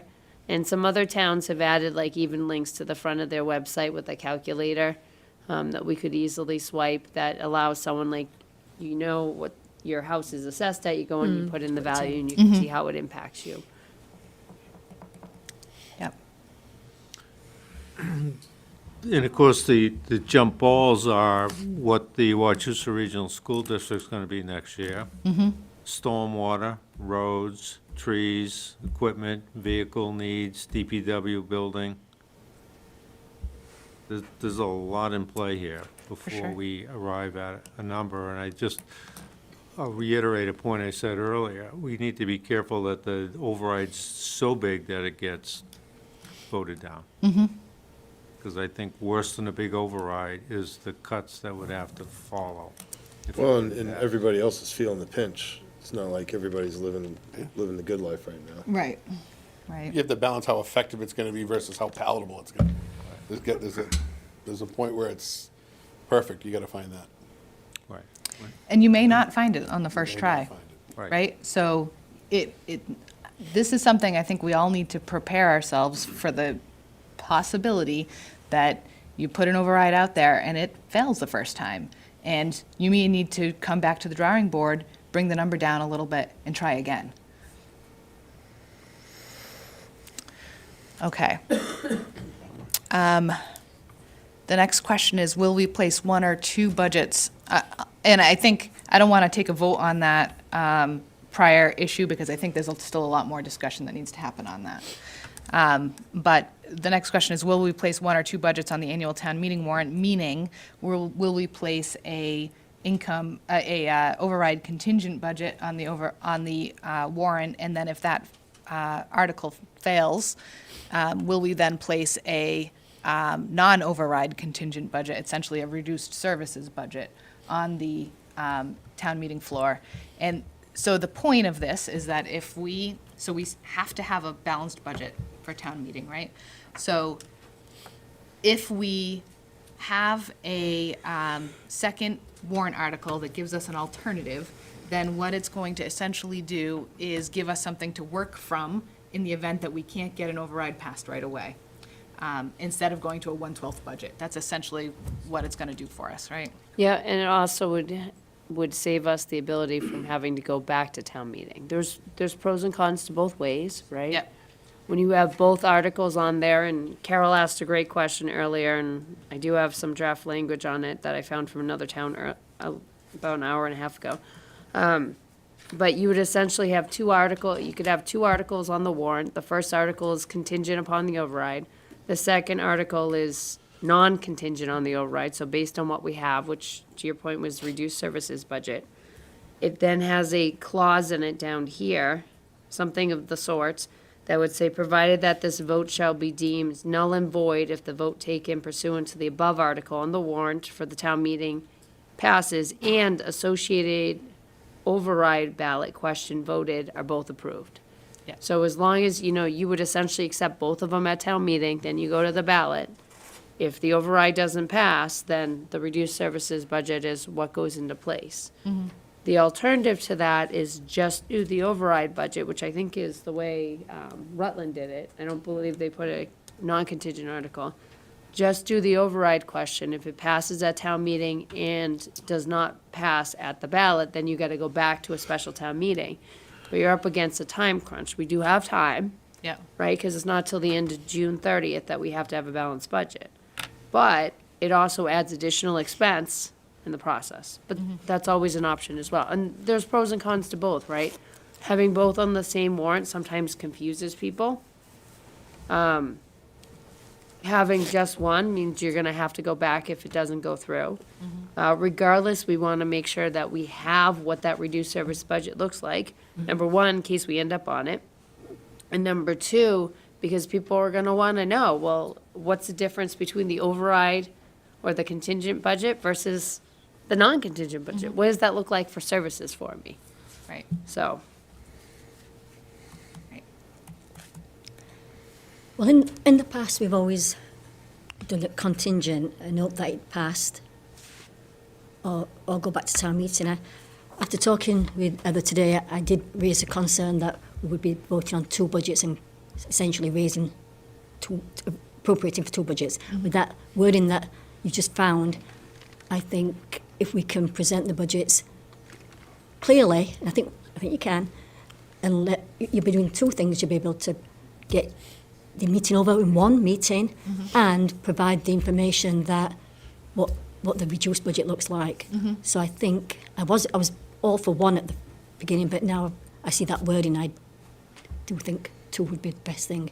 Could avoid us going back to town meeting. And at the ballot box, people are going to want to know, just like I did, what does that mean? What does that picture look like for me?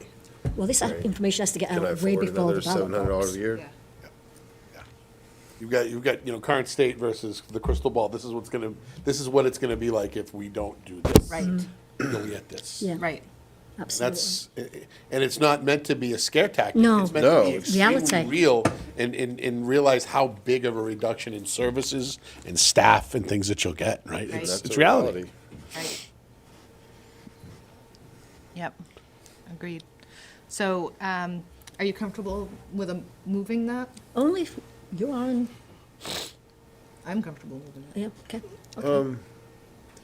Yeah, but have we decided whether we're going to do A, B, C, D, or other? I don't think that, Or do we number need to one, I don't decide think that that right No, affects because we this don't know the- decision. No. But the other piece of it is I think that needs more discussion. I think. Yeah, so finance has- I am Yeah. comfortable with putting a contingency budget in there, a reduced services Yeah. So budget. two budgets, you do Yes, two articles. yes, just so Okay. we're on the same page. Good. You want to put that into a motion? Yeah, I'll make a motion that we have two articles pertaining to the budget, whether one be a override budget and the other being a contingent upon the override not passing. Okay. And Donna can clean that up. Because it's 10 o'clock. I think we understand your point. Okay. I'll second that. Okay, any further discussion on that? Hearing none, all those in favor? Aye. Aye. All right, I'm going to, the next couple of items that we need to do, obviously, are finalize the figures, which Heather will work on doing. Finance will be meeting on Wednesday for anybody who wants to attend that meeting. And we need to have final articles for the warrant approved prior to April 8th, which I think we can do some of that tonight, but the actual numbers and determining what the override amount will be is something that we still need to have further discussion on. So I think, Yeah, that's the more important one. The warrant articles, legally, we only need 7 days. We like a lot more to be able to post and print and everything else. yeah, But the April 8th at 5 PM, which is before that next select board meeting, Yep. is the pivotal moment, right? We have Right. to have a number filled in that blank question I had up earlier, yep, to be able to hand to Lori and say, okay, here we go. yep. So I don't know if FinCom and SB want to do a joint meeting before then, if, the select board wants to wait and see how FinCom's meeting goes on Wednesday, and then potentially hold just a select board meeting sometime between then and the 8th, or if there's a need to do or desire to do another joint meeting of the two, but there needs to be a decision that's made before April 8th at 5 PM when we have to hand a sheet of paper to Lori, or we're going to miss the deadline for the election. Yep. So my suggestion would be that we go ahead and schedule another I agree. select board meeting. Yeah, I agree. Is there a day or time, does Monday the 1st work? And then certainly, if you're able to get a quorum to us and have a joint meeting, you're more than welcome to do so. We're meeting the 27th and the 3rd. The 27th and the 3rd, yeah, so the Wednesdays. We're hoping to wrap up. So that'd be our next Monday. work by the 3rd. On the 3rd, so definitely before the 3rd. That's then we next wanna make Monday, sure we right? do this. What's that? That's next Monday, right? That's next Monday, yeah. Yeah. I mean, the other option is to meet jointly with the FinCom on the 3rd. Because if you meet before them, it's not going to matter whether you guys make I a know that's- decision on yeah, the we- 3rd. Right. Yeah, I was thinking you would meet after the 3rd. Well, there's Oh, only, you were thinking after. it's only Okay. 2 days. I know, that doesn't give you much time. Well, we could try and if Mark is okay with it, we could try and join their meeting on the 3rd. Take it under advisement. Are we available the 4th? The 4th? Yeah, I can do the 4th. That'll gives finance 2 weeks to work on it. And Heather to finalise all the numbers. Right. Because if then on the 4th, we can come up with a number and have that in the hands of the town clerk before 5 o'clock on the 8th. That'd work. It works for me. It may not even have to meet on the 8th, you never know. Right, right. Do you want to do that as a 7 o'clock meeting on the 4th, 6 o'clock meeting? Why don't we do a 6 o'clock? Is that okay? Is That's that fine. Sounds good right now, but my schedule's gonna be a little wonky, so. On Thursday, on the 4th? What time? Yeah, I'm not exactly sure where I'm gonna be working yet on the 4th. Okay. I could be in New Bedford, or I could be in Yeah. Barnstable. Well, just let us know. We can always Zoom you in. All right. So it's the 4th at 6. So the 4th at 6, we will tentatively schedule. Kirk, let me know if that is not doable for you, because I want to make sure that you can make it. Just gotta change this time. Edit. 6. All right. Okay. And then the last piece of this is, we're going to have to start working on getting the word out about the override once we have an understanding of what that number is, and what it represents. And so that's something that, we probably don't need to talk about too extensively tonight, but thinking No. about having Yeah, so informational sessions. We'll put together a plan on that. The only thing, and Don and I talked about a little bit earlier, I know we already have some things going on April 8th, which is that following one, but one thing that a lot of the department heads thought it would be a great idea is if we had an opportunity for them to come in and kind of present before the select board, what the differences are of the two, but keeping it short, like 5 to 6 minutes per person, or less, depending on the department, right? So that's like an hour period of time just so people can start getting that information. And it's, a lot of people follow the select board and follow FinCom, especially with the budget season they are. So it's a good opportunity to get the information out to people first. Yeah, And then even have the select board have the opportunity to ask questions. okay. When were you thinking? The 8th. The 8th, Which okay. is also audit time. So I didn't know if that was a meeting again, I know Kirk, you have the challenging schedule. Sometimes you're out of town. But I don't know if that's a time where we could do like a 6 o'clock start, keeping the audit still at 7, but starting at 6 with presentations for the department heads. Yep. And then, hopefully that will wrap up. I don't think we have a lot else on that agenda right now, so just mostly the audit, and then FinCom will already be here. Yep, I don't know if they'll be here at 6 o'clock, but they'll be here for the 7, right. Okay. so. What about moving the audit off of the 8th? Can we do that? It's a lot on a critical meeting night. We can always move the audit off. I'm sure, well, we can check with him and But see if he's available. or by not. that time, your paperwork will already have been in, Right. right? Yeah, it Yeah, will. Everything this will is be an in for the information. budget, but yeah. It's really more for the town. It's just information, that's all, Jeremy. I would, yeah, I mean, the audit can, no, I mean, we don't wanna push it up, it can wait. I just think, I can see you sitting here again at 10:45 on that night with the auditors. If you call an auditor and say you don't have to come in until after April 15th, I don't think that they're gonna be disappointed. Valid. So they'll probably welcome the phone call. Don will let you know how that combo goes. No, because we haven't paid them. Okay. All right, so I've got the 4th and the 8th in my calendar. We'll just see how it goes. Okay. All right. So with that, we just have the last couple of warrant articles that we need to approve. Which I don't think are on our No, copy. ours have changed, they changed. Yeah, no, I don't have them. So, Article 16, this is what we talked about a moment ago, having the override contingent budget first. And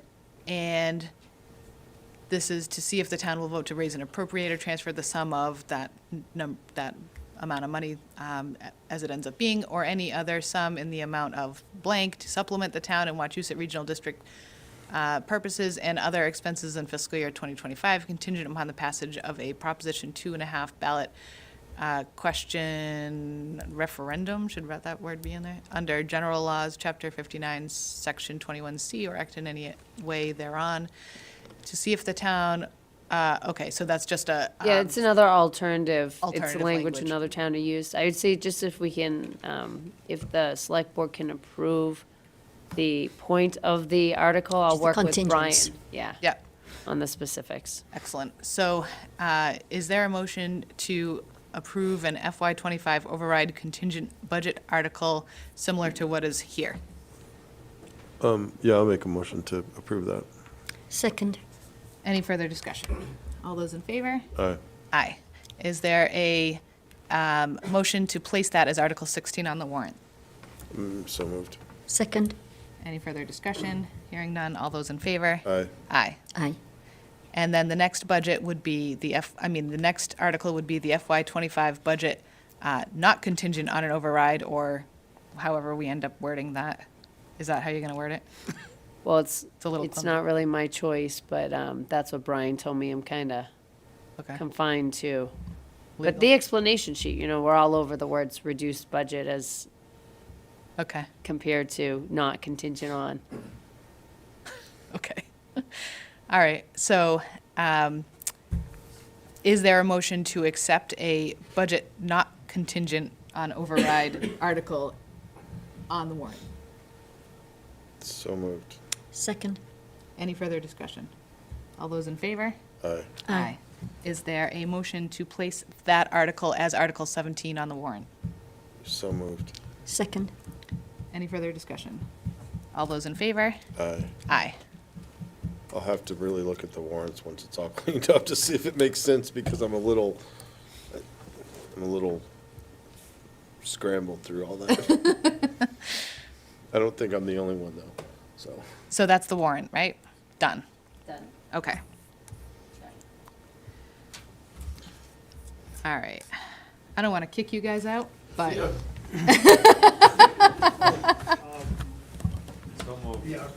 we have like we have two more items on We the have, agenda, quickly. we have other items on the agenda, but it just doesn't require finance's input. And so if they would like to leave, they're more than welcome to after all this.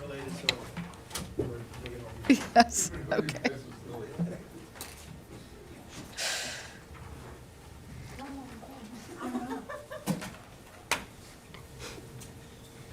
Well, I closed the thing on accident.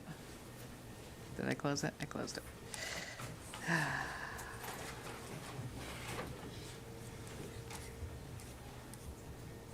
Were they sitting in back just because they were bored?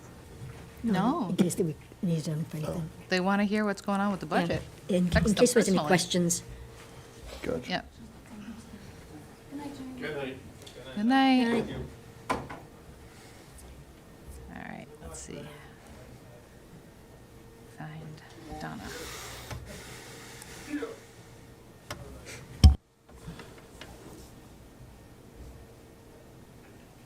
it is. Did we close the Okay. meeting? No. We still have a couple of things left on the agenda, so bear with me. All right, so we had the budget discussions, discussed the need for possible ballot questions for the annual town meeting. I think at this point, it's fairly clear that we're going to have one question, Yep. right? Do we Yep. need to vote Nope. on that? I think we're all set. You did a bunch of votes during the memo, so I think we have enough to move forward. Okay. The next item that we have is the annual review for the town administrator. I did meet with Heather earlier today to go over my specific review with her, but I also, she also has a copy of each of your reviews, as well as the aggregate review, which is what was placed in the meeting materials for today. I'm sure if she has any questions about your review, individually, she will reach out to you, but you could also reach out to her to discuss it proactively. I did go through with her, however, how that review was intended to work, because it is a little bit different than what I think she's seen in the past, and probably a little different than what we've done in the past. So, Definitely. so she's, I think, has some better understanding of what was entailed in that review, and I think, I'm happy to report, I think, at this point, that the average of our 3 scores on that places her into the meets requirements category. Any further discussion on that? Any questions? Anything? Nothing? Okay. Town administrator's report. I'm I gonna have no pass. correspondence, right? I don't think so. It's okay. Given the hour, I think I will pass on adding anything else. Please do know we're working on budget-related matters. Valid, okay. Endlessly. There is no public here, and so the next step is to move into executive session, and so I will accept a motion to close the Regular open meeting part to of the open meeting. the Executive session only to reopen to close the meeting. Not bad. Okay, is there a second? Second. Any discussion? And I will take a roll call vote on this. How do you vote, Kirk? Aye. Carol? Aye. And I will vote aye. And we'll give Scott a minute.